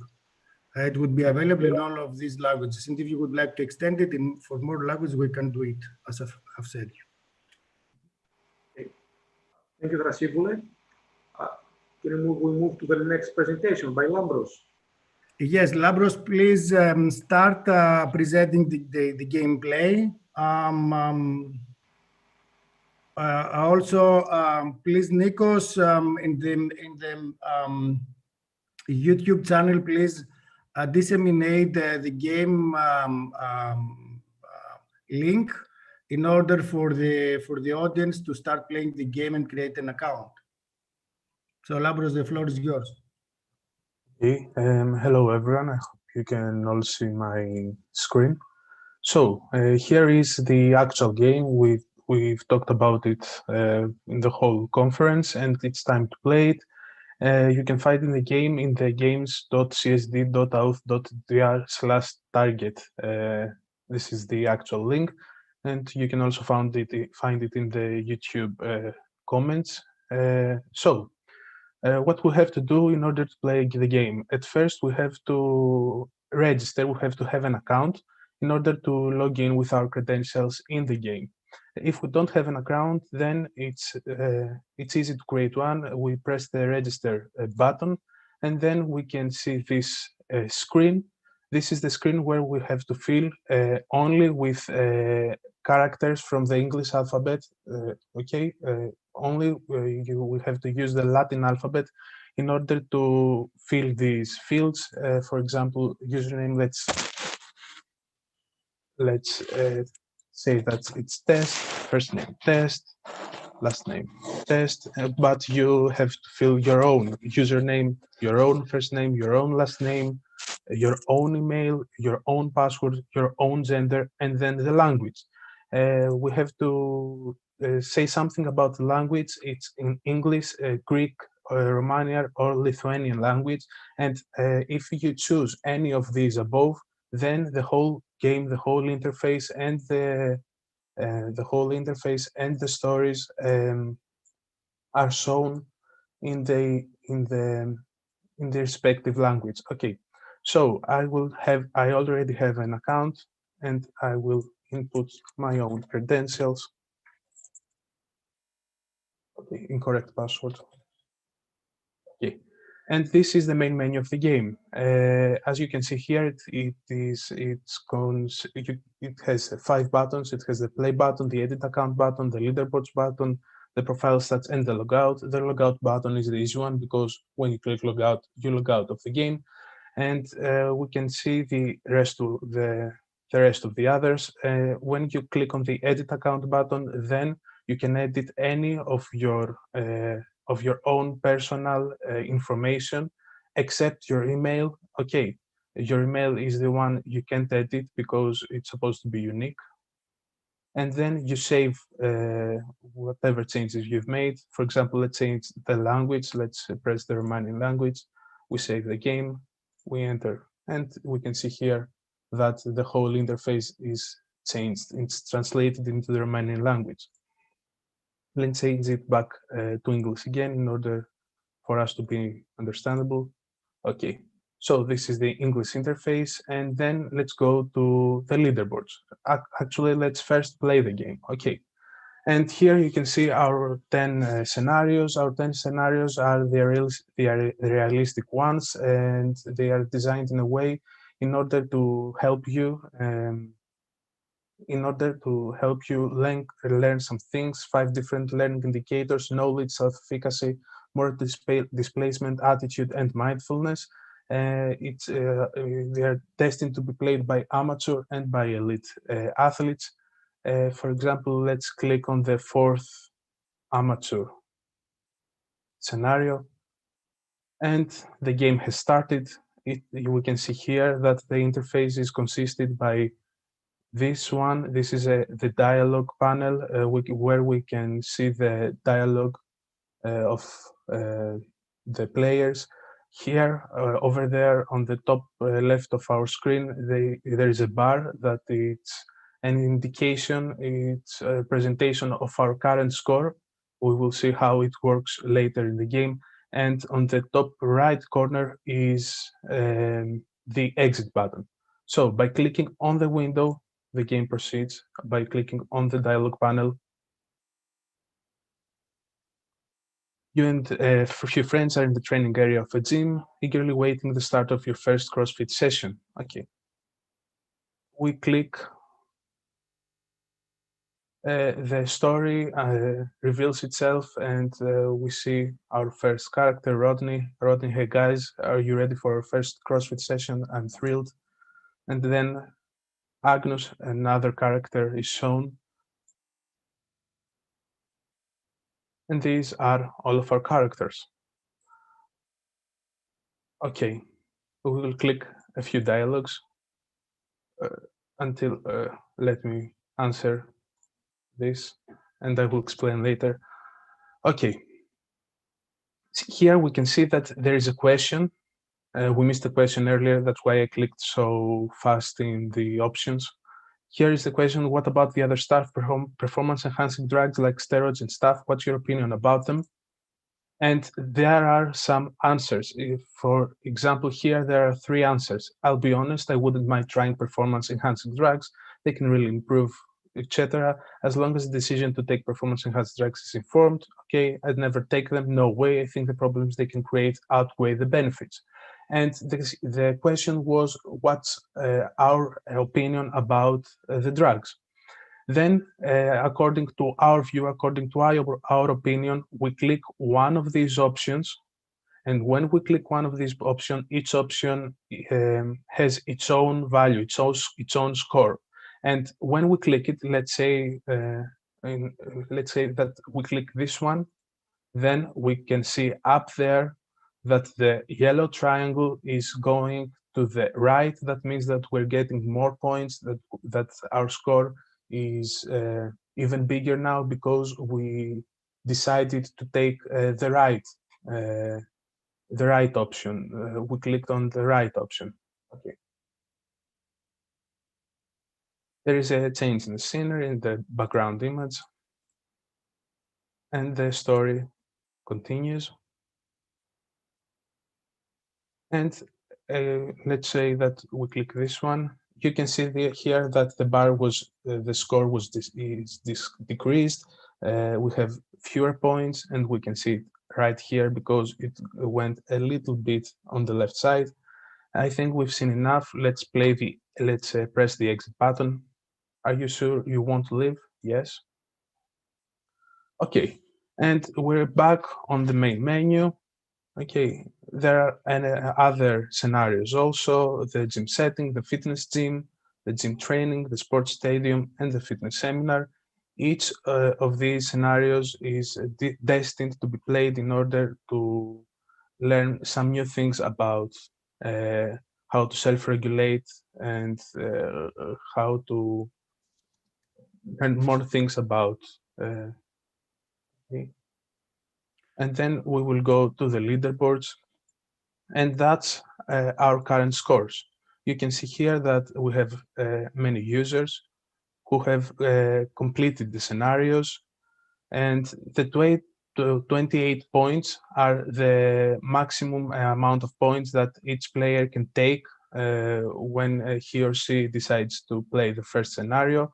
And the first scenario, I say the first scenario because in this drop-down menu, I chose the first scenario, and in this drop-down menu, I chose the best score. So the best score of them all is the 28 points that DM19 and other players managed to get. Okay, we can also choose the average points, and this is the average of the tries that our users made. The latest score is the score that we managed to gather in our latest attempt by playing the whole scenario. And by choosing other scenarios, for example, let's say the third scenario, we can see that this particular leaderboard is updated. And that's how it works. We can see here something really interesting, because in the best score, in the third scenario, we can see that someone got 18 points, which is the maximum points that someone can get playing the third scenario. But the average for the third scenario is 17 points, because on the many times that someone played the game, on their tries to get the game, they didn't succeed to get 18 points. They might get 18 and then 16 points, and their average is 17 points. So that's really useful for us, and the latest score is also 18. Okay. Then we go to the profile stats button, which is statistics about our profile, about us. So here we can see that there's a drop-down menu that says choose a category to view your spider graph, our radar chart, and here we can see a radar chart with 5 axes. But let's say more about this radar chart. We can see here that the points go from 20 up to 100, and that means that we don't get 100 points. As I said before, for example, on the third scenario, the maximum points that I can get is 18 points. Here we can see the percentage of points that I got. And for example, in the knowledge, my best score in the knowledge field is 98% of the whole points that I could get. Okay, and on the other axis, the self-efficacy axis, I got 57%. And by hovering over these dots, I can see my percent of the total points that I could get. Okay, it's the 5 axes are the knowledge, the self-efficacy, the moral displacement, the attitudes, and the mindfulness. By selecting another option from our drop-down menu, for example, the average option, we can see that this spider graph is changing, and on average, my knowledge points is 80% of the maximum points that I could get, because and that means that on average I'm not as good, I don't know as many things as I did on my best score. And my latest score, okay, here it's 96, but we can see a big shift in mindfulness, because on my latest score, my score is 37 points, but my best score was 90 points. And that means that my best attempt was 90 points, but the last time that I played the game, I only got 37 points. And that means that maybe I should play the game again and learn and remember some things, for example, in order to improve myself. Okay, I think that's the game. Bruce, thank you very much for your presentation. I don't know if there are any questions, because we're in a hurry, because the next speaker should present and then to leave us, because it's has another obligation. So I don't know, Vasilis, if you would like to move to the next participant and then to answer any questions about the game. Yeah, I think this is the best way to proceed, because we have a presenter from UK, and it is a pleasure and honor to have him on our conference, but he has to leave because of teaching. So I would suggest giving the floor to Professor Nichols to describe his mobile application he developed for anti-doping education, and then we can discuss them all together. Adam, the floor is yours. Thank you very much for accepting my invitation. Thank you. No, it's a pleasure to be here. I'll just share my screen. Okay.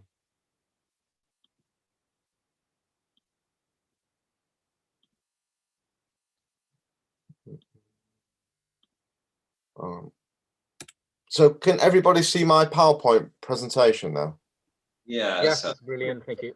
Okay, well, thank you very much, and thank you, Vasilis. So it's just a short 10-minute presentation about an EU-funded project that I led for 3 years called Anti-Doping Values and Coach Education. We have a dedicated website for this, which is coachadvice.org. The mobile application can be downloaded in for both iOS and Google Play, so for Android and Apple devices. Incidentally, we've got more downloads in Greece than any other country at the moment. Sorry, it is a partnership with 2 national anti-doping organisations, the French and the Spanish, along with TEFISA, the International Council of Sports Science and PE, KIA Hellas from Greece, Nikos. So we focused on coaches because we know there's evidence that coaches can have both a positive and a negative impact on influencing whether athletes will take performance-enhancing drugs or not. So the overall aims of the project were to develop and create and then test an anti-doping mobile education that's designed specifically for grassroots coaches. So it sounds easy, and it's quite a short sentence. That in reality, it took a long time to come to a stage where all partners were agreed upon the content of the mobile application, and then liaising with the app developers to build a mobile application and an application that we're all happy with. The overall aim was quite simple. Two main aims: to enhance coaches' knowledge of performance-enhancing drugs, and also to reduce any favourable attitudes that grassroots coaches may have to performance-enhancing drugs. We have published a paper which came out this year in BMG Open Sport and Exercise Medicine, and I provide a link to the paper at the end of my presentation. But here it is in this screen here.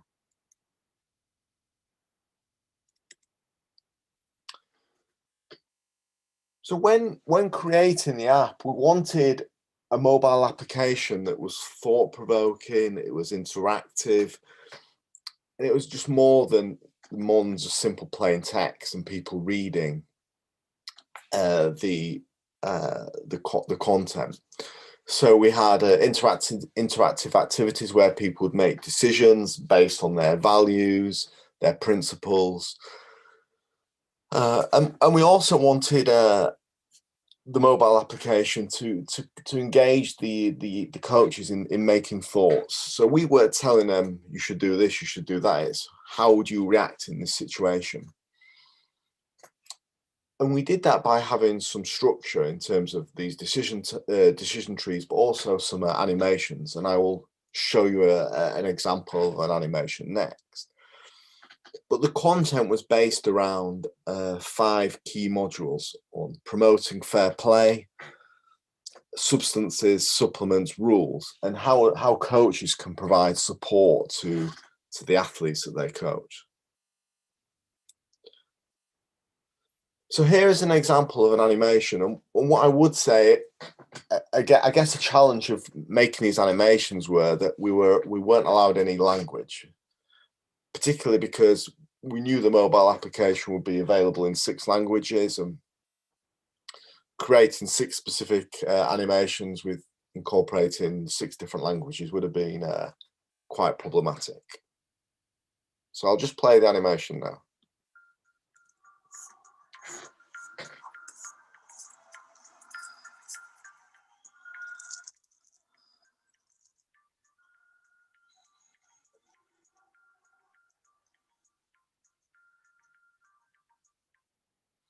So with all of the animations, there will be accompanying text, and we'd ask them to consider, so that particular animation, the coaches were asked to consider what they may or might do if there are rumours that athletes within their team are taking performance-enhancing drugs.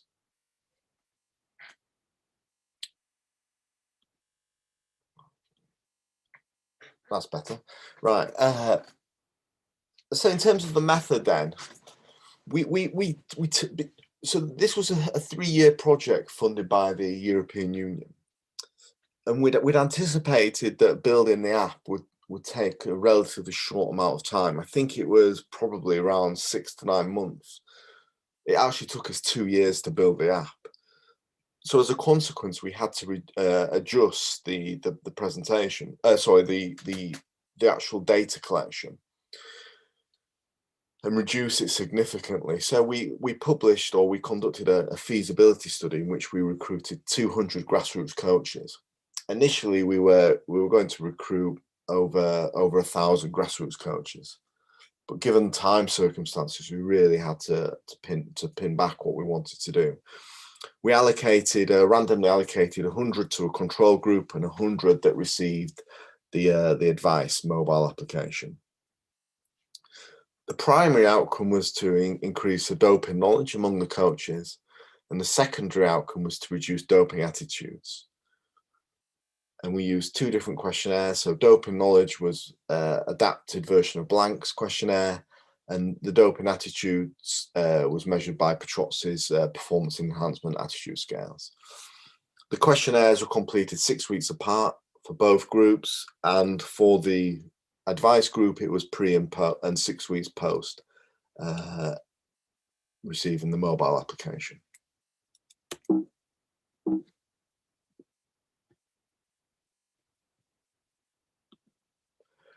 In terms of the results, so it's a very, very short presentation.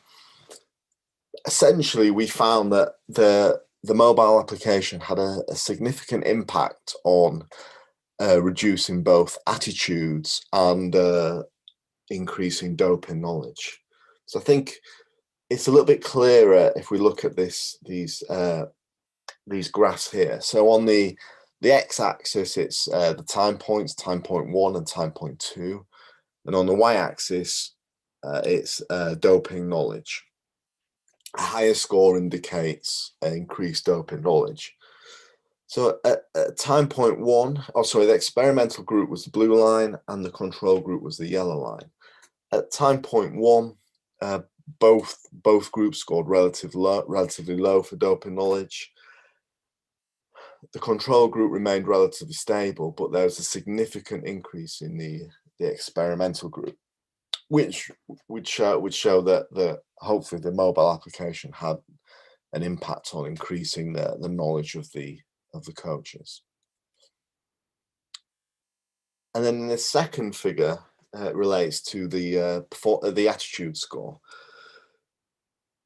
So what we would want is that we want to decrease favorable attitudes. So a lower score would be preferable. So on the x-axis, again, it's time 1 and time 2. Yellow is the control group. Blue is the advice experimental group. And the y-axis represents the performance enhancement attitude scale score. Now, possibly because we have quite a small group, but there was the experimental group was already higher at time point 1. And as you'll see, for the control group, doping attitudes remained relatively stable over the 6 weeks, whereas there was a decrease in the experimental group. So I guess it's less clear the impact of the findings on attitudes, although there was a significant decrease. And finally, just some take-home messages, really. Maybe things to consider when considering using mobile applications within anti-doping, or I guess other research. I would argue that they're a relatively cost-effective method of providing anti-doping education. I think our mobile application it costs around £30,000 to £40,000 to make. And I say it's cost effective in the sense that it can be disseminated to a very wide participation group than perhaps face-to-face or group-based presentations. So in that respect, it makes it, it's very cost effective. what I would say, some of the feedback from speaking to participants is that we offered a certificate for those who completed the mobile application, and I think that seemed to help motivate participants. And I know I've had quite a few emails over the last few months from coaches all in many different countries in the world actually saying there's a problem with their certificate, and they've not received their certificate. And so I've had to email the certificate out to them, because normally when they complete the app generates a PDF certificate, but we've had some issues with that. What I would say as maybe a cautionary note is that mobile applications lack a personal touch. So how do we really know that, or how do we monitor the levels of understanding of the information that we present to them? How do we monitor that the athletes or the participants, the coaches, are receiving the messages which we intend as the app, as the creators of the information? And I guess also another issue is with this app base is if people don't understand the app that they're looking at, there isn't anyone there, as there would be in a group-based presentation, to ask questions. Further, they don't facilitate discussion. So I guess this is just, from my perspective, I think as I see it, some of maybe the strengths and the weaknesses of using app-based technology. So just finally, thanks very much for listening. My email address, if anyone's got any questions, is a.nichols@hull.ac.uk, and I'll be delighted to answer any questions that you may have about this project or other projects I'm involved in. And here is a reference to the presentation, the publication of the paper. As you can see, we titled it a feasibility study, given it was such a small population or small sample group. And yeah, so I'm happy to take any questions now. I've got about 7 minutes, so I'll stop sharing my screen. Great. Thank you, Adam. Nice to see you, by the way. Yeah, no, you too, Lambros, you too. It's a great forum to have people around that we know and work with. Anyway, it's too sad that we're not meeting face to face. Any questions? Or Monica, would you like to coordinate that, question and answers, if there are any Q&A for Adam? Yes, of course, if there are any questions. I can't see any questions on the chat, but I have a question, if I may. Please. So, Adam, how long did it take to prepare the application? Right. Yeah. So I'd say, between us here, we lost 2 Nardos, and it took us about 2 years. I would say it was the hardest thing I've ever done. I think because everyone had conflicting ideas about what they wanted it to be, what they wanted it to be used for, what information they wanted in there, which I would say it was quite different from the actual application. And in the end, we got to a stage where it was getting so far away from the application that I had to say, well, this is how it's got to be. And as I say, 2 Nardos decided to leave and didn't want to be part of the project any longer. So yeah, I'd say at least 2 years, many more meetings than what I'd anticipated. But now do you think that a Nardo could use it as it stands at the moment for the next 5 or 10 years? It's going to be a good investment for a Nardo to use such educational material that is based on digital technologies.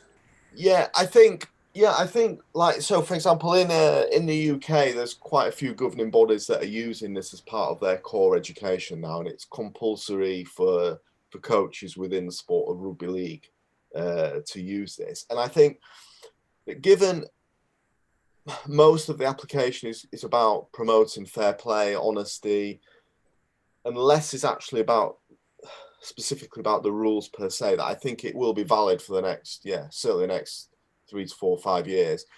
I definitely think there's things that can be improved in the mobile application, things we'd like to do better. maybe expand on certain areas, create new modules. But yeah, I'd like to think that it should be of use for the next few years, definitely. Thank you.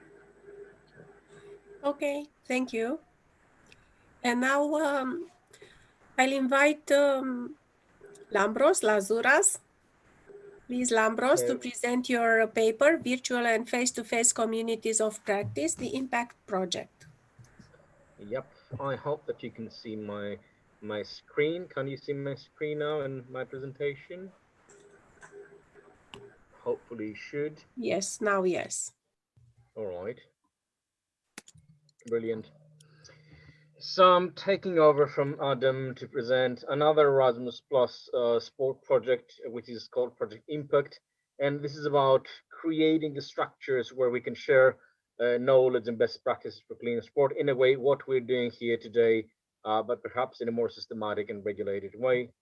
So it all started after Vasilis and myself got involved in anti-doping research more than 10 years ago. We've successfully completed a lot of projects together, funded research on anti-doping. We've even written a book with Babis and Vasilis, published over 30 articles about doping behavior and the psychological processes underlying doping use. And this is exactly where the problem is, really. So through this experience, this is how we identified the problem, that there has been so far a huge investment in developing research and related research-informed anti-doping education, like the one that Adam presented, like what we're presenting here today, GAME, other projects that will be presented by Lida later on.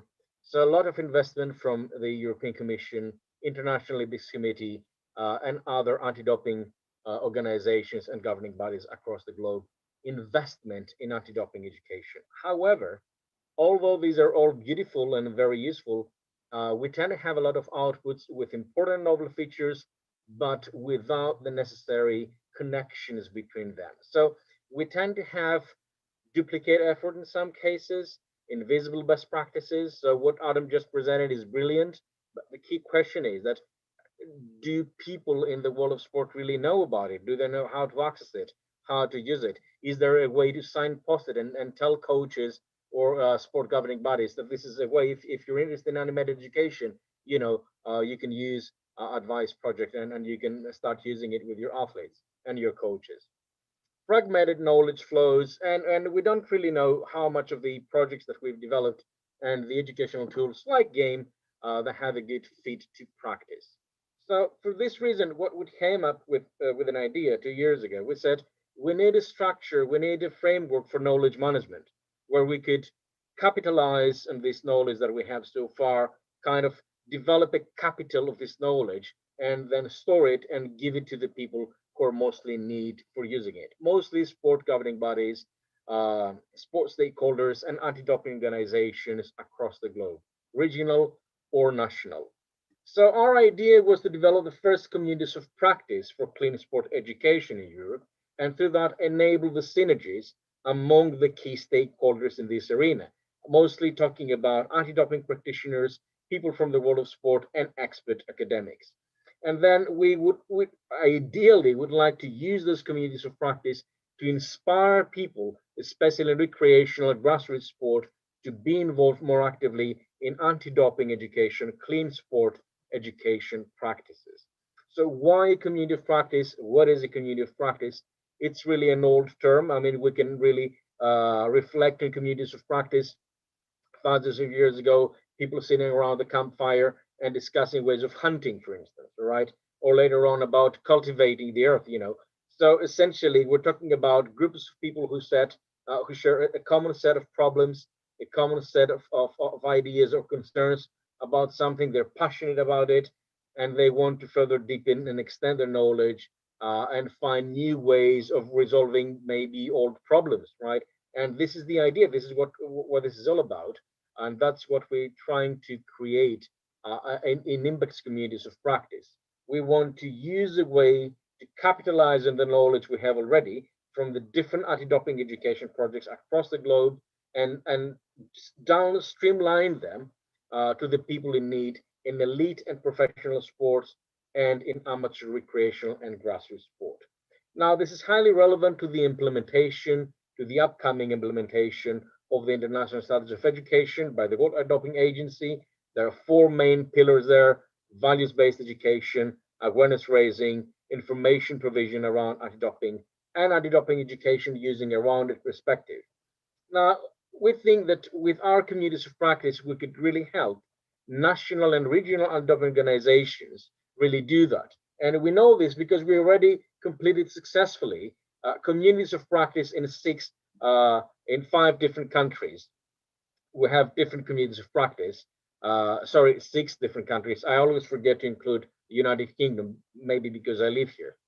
So we have this model and we know how it works. We know how to create community of practice, how to bring together the different players from the different areas of interest, and how to make them work to share best practices, enable knowledge exchange, and come up with new ideas and solutions about a common problem, which is doping in sport, whether this is in a recreational amateur sport or elite competitive athletes. I think that the most useful thing I would like to mention today, and something that's very relevant to national and regional anti-doping organizations, is that as we speak, we're developing an online virtual library, our own little Google machine, where anti-doping organizations can go and search and find the different existing anti-doping education programs. So with just a click, they will have access to a library of information, different projects, like advice that the one that Adam presented a little while ago, project game that we're presenting here today, and many, many other anti-doping education projects that have evolved through funding from WADA, the European Commission, International Olympics Committee, and other sources of funding. Now, these are the indicative areas of interest in those communities of practice that we've created so far, as well as in the content reflected in the different anti-doping education projects that will be available in our library. You can see we have diversity. We have things like nutritional supplements, improving anti-doping policies, up to promoting whistleblowing against doping misconduct. So as I said, so far we've created communities of practice where they were not there before, especially if I can mention Finland, Helsinki, and Cyprus, where we created communities of practice for clean sport education in people that were not traditionally involved in anti-doping education, anti-doping controls. They were mostly in recreational sport, maybe competitive, but at the amateur level, there was not provision for them around anti-doping, and they had a lot of issues, a lot of myths around doping use, and they had an issue they needed education. So through our communities of practice, they learned how to utilize the evidence that exists out there, how to use this evidence to come up with solutions that best fit their own needs. And through that, we have reflection, we challenge existing practices, we adjust them, and we adopt them to the needs that are in place in any given context and time. And as I said, it's a highly effective approach when it comes to recreational and grassroots sport. I know that national anti-doping organizations or RADOs, regional anti-doping organizations, may not be highly effective in this area because they have focused in Olympic competitive sports so far. Through the methodology that we are proposing in Project Impact, we provide a tool where they can really go and develop effective clean sport communities of practice in recreational and grassroots sport. This is our partnership. So we have Sheffield Hallam University, Aristotle University, and University of Nicosia, the academic partners. We have SIADA, Cyprus Anti-Doping Authority, and INADO. Those are representing anti-doping organizations. Doping Linky doing a lot of great work with recreational sport and doping outside the competitive arena. And SS Lazio Ciclismo, our sport organization from Italy. If you want to be involved and know further, know more about our project, please don't hesitate to contact me. We'd be happy to share a lot of information with you. Thank you. Thank you too, Lambros. If there are any questions, please, on the YouTube channel or here. I can't see any questions on the chat. I'm always the bad guy that has questions to do. So you're actually the good guy. We want questions. Yeah. So if I may, Labros, How do you see the future of communities of practice after the end of this project? Well, the happy thing is that we got an extension for 12 months now, so it will be running for another 12 months, which is good. I think that the idea and the approach that we took at the beginning is that we brought people together. I will give you an example of the community of practice in England, for instance. So we created a community of practice of lawyers, people practicing law, sports law, anti-doping law, and most of them, they were attending our masters in anti-doping law at Sheffield Hallam University. And we said we want to create a community of practice about whistleblowing in sport, because whistleblowing is something that's concerning a lot of people nowadays, especially national and regional anti-doping organizations. There are a lot of legal issues there, but there is nothing to bring this knowledge together and create an output that NADOs or RADOs can use to address the legal complications of whistleblowing, for instance. So we worked closely with these guys, with our community of practice, for almost 8 months. We had 5 meetings altogether spread out throughout these 8 months, and we produced a report, which now we can share with WADA and the Council of Europe, those who oversee the Anti-Doping Convention, and tell them, so far, this is what you want to achieve with whistleblowing. These are the recommendations by WADA. These are the needs out there of the athletes, the NADOs and the RADOs, and these are the legal loopholes. These are the things that you should be concerned with unless you want to end up in a complete disaster, because whistleblowing really entails a lot of legal complications. Through this community of practice, I'm hoping that we provide some answers, some support, and some help with regards to the legal aspects of whistleblowing. That's just a practical example of how communities of practice can work. We have another one about nutritional supplements. We have other communities of practice in Finland talking about anti-doping education in secondary schools, in recreational sports settings. So it's really something very agile and something that could be easily adjusted to any needs. And this is how I see it working in the future. We put the seeds, we see it grow, and then naturally it has its own life, it propagates. This actually brings me to the next question. So if I may, sorry, Monica. Okay. If we take into account that actually it's NADOs that coordinate anti-doping education, so how a NADO could use the concept of communities of practice and how NADOs can benefit, or federations, national federations, international federations can benefit from the work in this project? There are 2 main ways.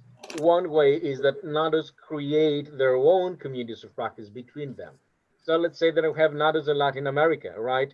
Or NADOs in parts of Europe where they don't have resources as they do in the Netherlands, UK, and Denmark, because simply they don't have enough cash flow from the government, right?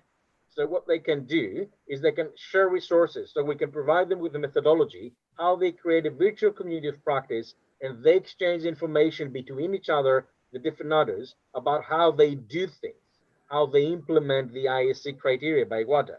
So how they form education, how they deliver this anti-doping education, how they evaluate it.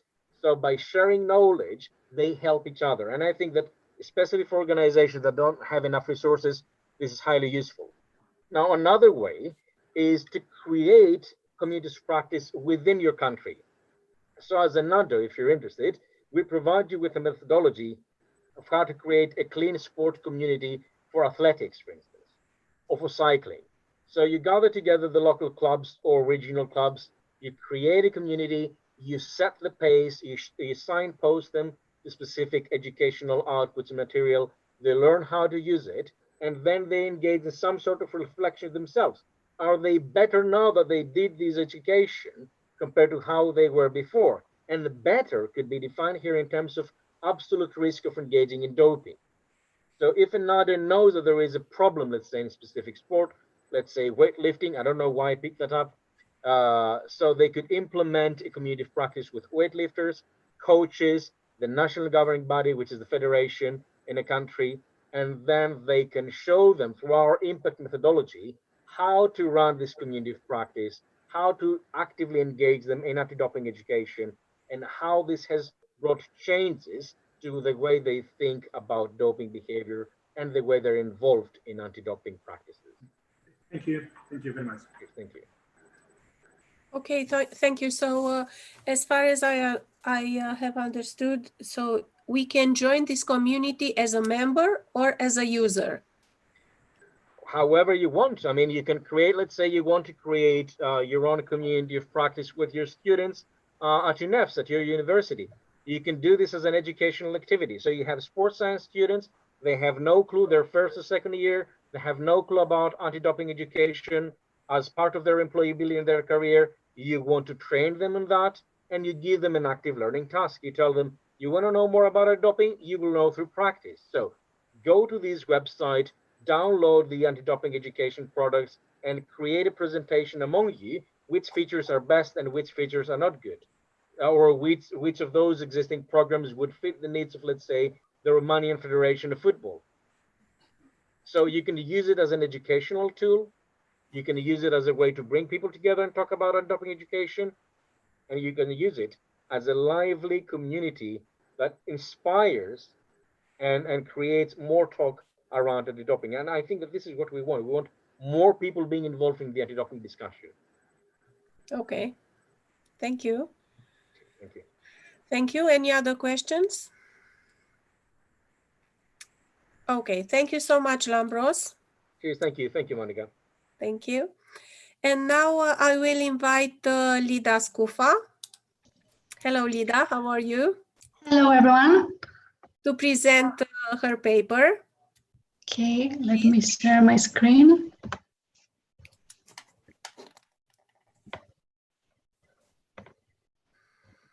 So everyone can see my screen? Yes.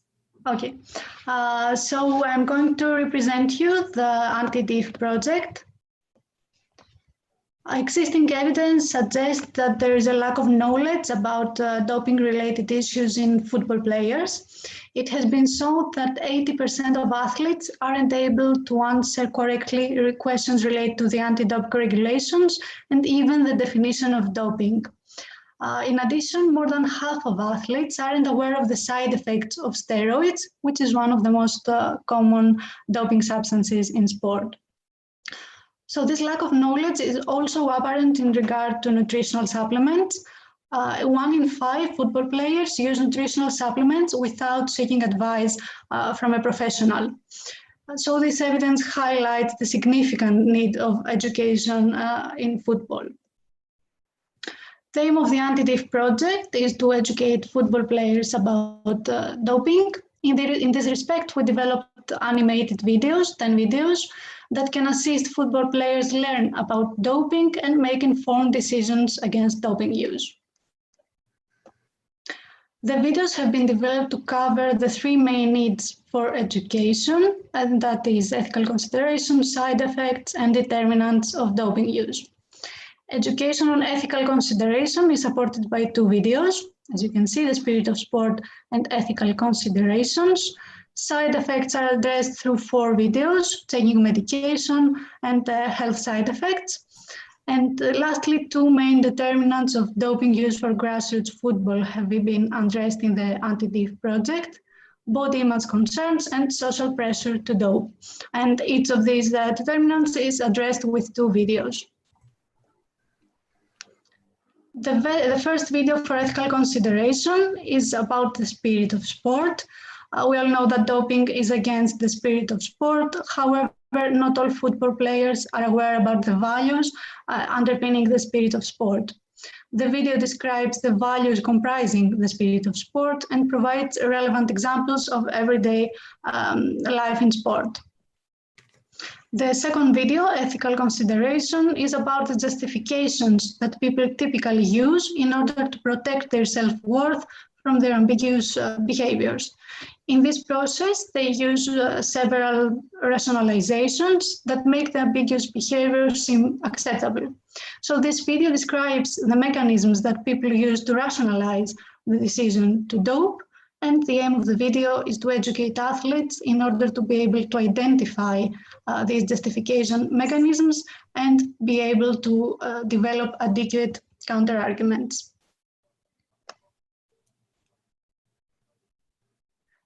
So the first two videos of the second category refer to the severe health side effects of doping substances. The videos present the health side effects of several doping substances, as you can see.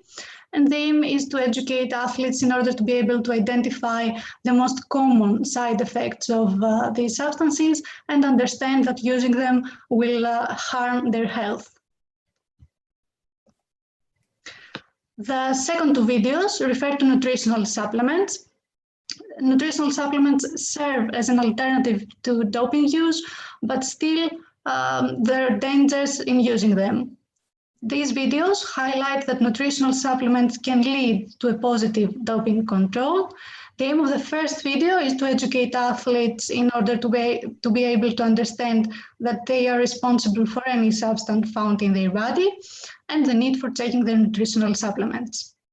And the second video provides information on how to check nutritional supplements and medication. The aim is to educate athletes about the existing ways to check for their content and WADA status of their nutritional supplements and medication.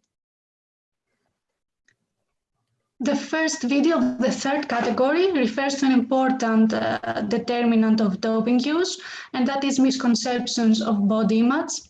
This video addresses the issues arising from having body image concerns and highlights an adaptive way of thinking about the body. Athletes are educated to identify whether they have misconceptions of their body image and identify the reasoning to overcome those concerns. The body image misconceptions are often developed as a result of the inability to meet the socially accepted body stereotypes. So the second video highlights how body stereotypes influence young players' conceptions about their body. Athletes are educated to understand the role of body stereotypes on their body image perceptions and identify ways to rationalize the influence of media on the development of body stereotypes. Lastly, the decision to dope largely relies on internal pressure that athletes feel to excel. The last two videos present the common arguments that people might use to persuade an athlete to use doping substances, and athletes are educated to identify the flaws in the arguments that are in favor of doping and develop counter-arguments to respond to doping offers. Now let's have a quick look at some videos.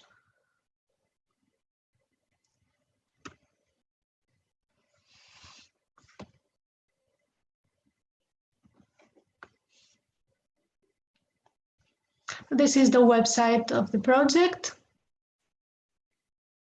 And this video is about ethical considerations. There are subtitles in some languages. So in this video, sorry for that. In this video, the coach gives advice to the athlete. Other videos include two players or the doctor on the team for side effects. And we also used several backgrounds. Unfortunately, there is a problem with my internet connection, maybe.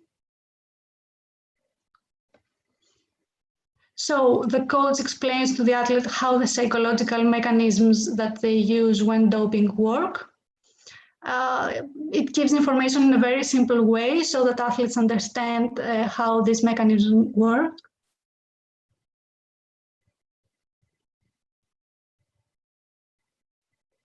We also used pictures, motion, and colors in order to keep athletes engaged and they're not bored. And the coach gives examples for its category. And let's have a look in one more video.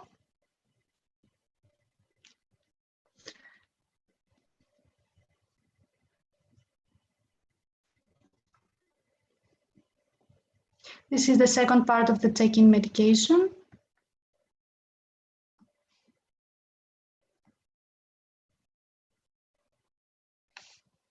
At the first video, the coach explained the dangers of the use of nutritional supplements and how the athlete is responsible for any substance found in her body.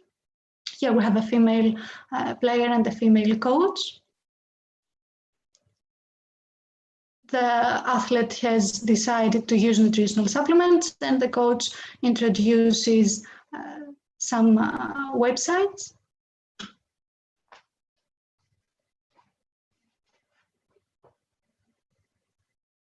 So the coach here suggests that the athlete uses Informed Sport for taking nutritional supplements.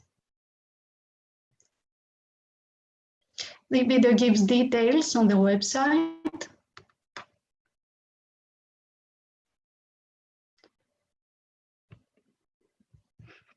It shows the content of the website and explains how it works. Let's go further.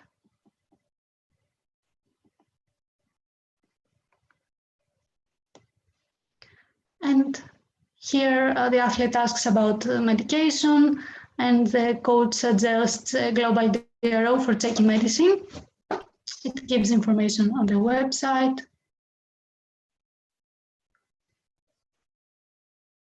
And gives details on how to use it,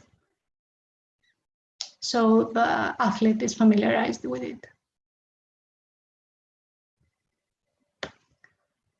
So we got a little taste of the videos. That's all from me. Thank you for your attention. Yeah. Thank you, Vida, so much for your presentation. If there are any questions. These educational materials are very interesting and I'm sure very useful for the athletes. And I'm just curious to find out if you have in your target group also other categories of athletes, or you address this material only to football players? Well, it's developed only for football players. We use football players on the videos, but I don't think that there's a reason of not using it in any other sport. It's determinants of doping general in sport, and I think there are issues that in all sport someone would address. And can you recommend a specific age, or it's also general applicable? I think it was mostly for adolescents and young adults. I don't know if it would be also for younger athletes. I'm not sure. Vasilis, what do you think? Actually, I think that it will work really well for adolescents, that is 14 years old athletes and older. And the problem is that with the younger athletes, they can't understand the concept of doping. So they don't have doping in their life. So because we use words like doping, performance enhancement, we give some information about side effects. So they need to know a little bit of some terminology. So this is the only reason that we think that it should be provided to athletes 14 years old and older. Other than that, the concept described can be somehow adjusted for younger athletes as well. But in its present form, I think it should be used for adolescent athletes. Okay, thank you very much. Okay, so first, I want to emphasize that I appreciate so much the topic of this conference, but with all this educational means, we understand how useful could be this approach by developing through European projects, because the richness of the educational materials give us a whole image on the European effort to promote clean sports. So thank you very much for this opportunity, and of course for this interdisciplinary approach, because we can find also pedagogical approach, technological one, sports approach, and this is great. Thank you to all. And now, please let me introduce and give the floor to our colleagues Jūratė from Lithuanian Sports University, who's going to present policy recommendation for the use of digital technologies in anti-doping education. Please, Jūratė. Yeah, thank you very much. Hello for everyone. I will start to share my presentation.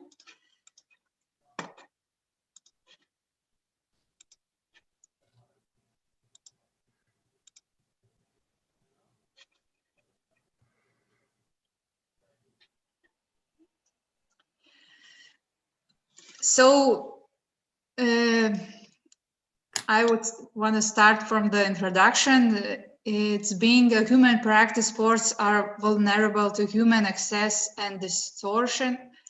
The particular ethical problem that sports are perhaps most often associated with is the issue of doping. Doping has become a key and complex issue in the sport world, which deserves serious consideration, as specialists are still striving to understand how and why it happens and how to prevent it. So the issue of doping use in fitness and amateur sports is international, not just national or local or regional. This was clearly explicated in the recent policy update of education, training and youth in sports, where the need for sharing information and shaping evidence-based sport policies against doping at a European level was highlighted.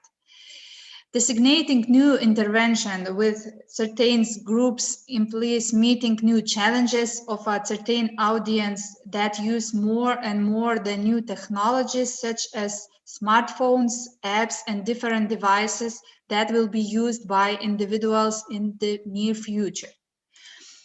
So we have two aims. First is to emphasize the findings from the GAME project and from previous research of anti-doping education in recreational, amateur, and elite sports, and accordingly provides evidence-based recommendations for policy and practice in anti-doping education. And the second is develop a research agenda and policy recommendations for the wider application of digital technologies for the prevention of doping and the promotion of health enhancing physical activity and sports in young people. So we asked to share information, our partners, about good practice models in anti-doping education. The Greece emphasize like a good practice model 8 projects. Romania emphasized the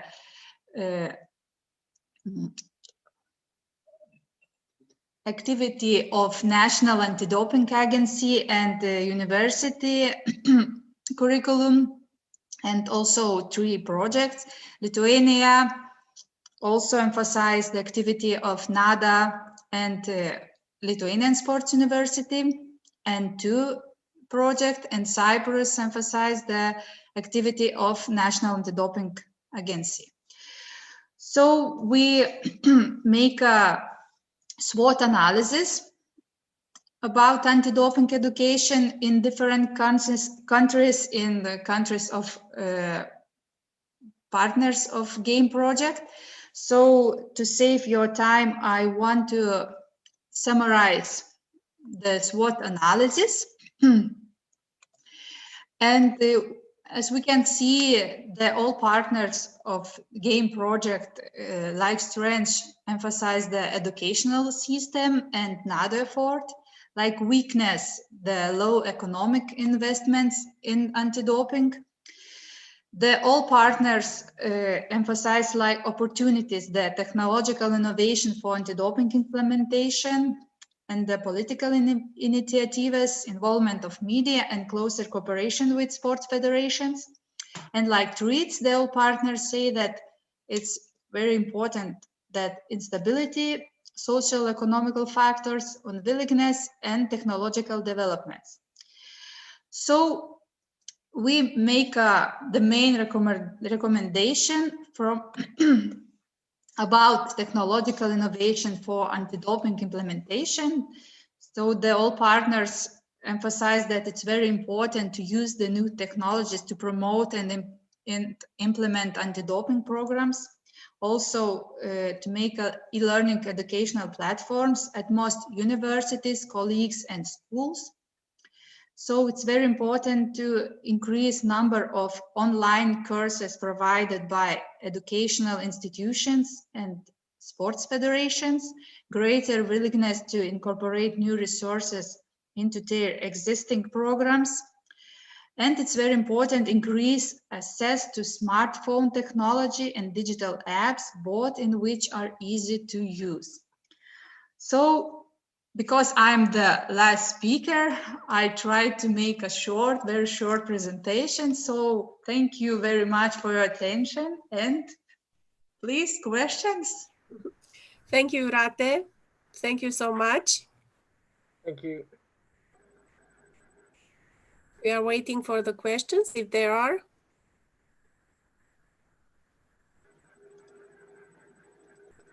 I can't see any questions in the chat at the moment, but as usually I have one. Okay. Jurat, which one do you think is the biggest threat for anti-doping education based on the needs on the SWOT analysis you performed? I think the biggest threat is the economic instability. Actually, what we discussed in this conference was that through the use of digital technologies, we can assist anti-doping authorities to have a more cost-effective interventions. So I assume that in times that there are difficulties with finance, investing on digital technologies such as serious games, mobile applications, may be more effective for anti-doping authorities to promote education. Is this in line what you found from your SWOT analysis? Do the anti-doping authorities want to invest on new technologies?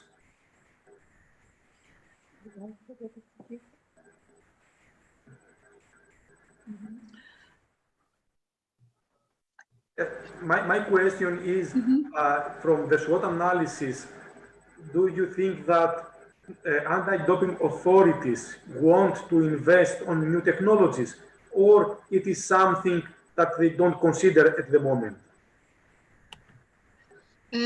SWOT analysis show that it's very important to have new technologies in anti-doping education, because we see that is the Z generation. It's very important to use new technologies in digital general. technologies, yeah, because it's new generation, and we must be in line with them, actually. Yeah. Here we are with Gedimina, so we try to answer the questions together. Okay. Thank you very much. Thank you, Vasilis. Okay. Thank you so much, Jurate. So now I will give the floor to Vasilis, who's the host of this conference. And I want to congratulate you, all of you, again for your effort. And I hope to meet you very soon in a new successful project. Thank you again. Being the last to talk and have the conclusion of this effort, I need to say that it was really a pleasure working with all these people during this project. I think that the project produced something very innovative, something that doesn't exist so far, and something that we aim to promote anti-doping education in the future. Also, I would like to thank you for being here today. I think all presenters gave very useful information about how we can promote and how we can advance anti-doping education. And I think that we are opening a new era on anti-doping education. Things, educational materials that have been developed around Europe now have been presented in this conference, and they are made known to more people. Among us, when we talked about this issue, we were all aware about these interventions, about these educational efforts and materials, but this was not the case with our students, with our colleagues in the university, and with anti-doping experts, with coaches. So I think that this conference brought these educational materials to their awareness, and I hope that this will serve a good purpose, the purpose of getting to know more about anti-doping education, know how to implement it in practice, and actually feel more able to work with our athletes, with our students, and educate them about doping. So this was my last word about this. Thank you again.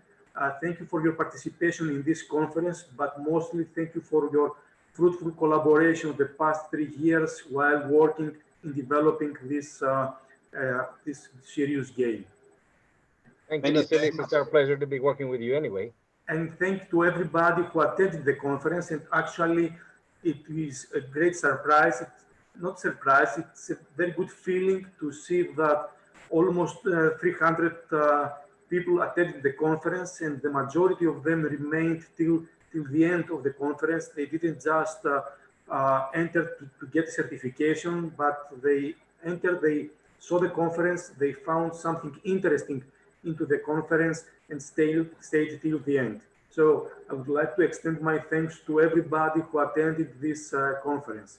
Thank you very much. Many thanks to all the presenters and the participants. It was an excellent opportunity to hear people from different areas speaking about innovative ways to prevent doping. I think there are many things to do in order to create the community of practice to promote the basic ideas of the project. I would like also, like Vasilis, to express my sincere thanks to your participations. Thank you very much, all of you. Now, the floor is to Thrasivoulos, who was responsible for organizing the technical part of the event. And I would like to extend my thanks to Thrasivoulos as well and his team. I think they did an excellent job with this. This was actually one of my concerns, whether everything will work. But it seems that everything went really well. So thank you, Thrasivoulos. It's a pleasure to support. The floor is to you to close our sessions. Thank you very much, Thrasivoulos. It's a pleasure to support from this to support this activity of the project, and I think that it could be a good idea to continue these webinars, Vasilis, because it's more or less easy to be organized. It costs nothing for us, and I think that we could devote our time maybe in the context of EBAC project as well, or other projects that you have, to organize these short webinars as conference or as just presentations of experts like Labros or Adam today, in order for our students and the audience to be aware of future activities that we have. And also, as I have said to you, it's a pleasure of our team to continue supporting the game or extending it, and keeping the game live for more years after the end of the project. And I'm not happy that I cannot say goodbye to our partners from Romania, Lithuania, and other countries. It's a pity, because we thought that we have hosted here in Greece, in Thessaloniki, for the final event, but who knows, maybe next time in another project. So one final note, because I've seen a comment from someone asking for the slides. So Thrasivoulos, can we upload the recording of the conference on our website? Yes, the recording could be in our YouTube channel in the same link. It's already recorded. It's available, and someone can watch it afterwards if they would like. So instead of just having the slides, something that doesn't have soul, you can see us again and hear us again and remember what we discussed and our thoughts about the usefulness of digital education or digital technologies on anti-doping education. Okay, and if you would like to have somewhere all the PowerPoint slides, maybe in our website, I would propose to all of the presenters to send me the PowerPoint slides, because not all of them have sent it to me. So, and then we will upload it to the website for the audience to be available, everything, either in PowerPoint or in video form. This is also important, Thrasos, for our course in sports psychology, to upload all these presentations and to give material to the students. Thank you very much. You're welcome. So again, thank you all. Thank you for staying up so late. I hope we'll have the opportunity to meet again in another conference, or with respect to my partners in game project, we have the opportunity to work together again in another project. Okay, thank you very much. Many thanks to all the friends from Romania and Lithuania and UK. Thank you very much. Bye. Bye-bye. See you. Hope to see you soon. Bye. Bye.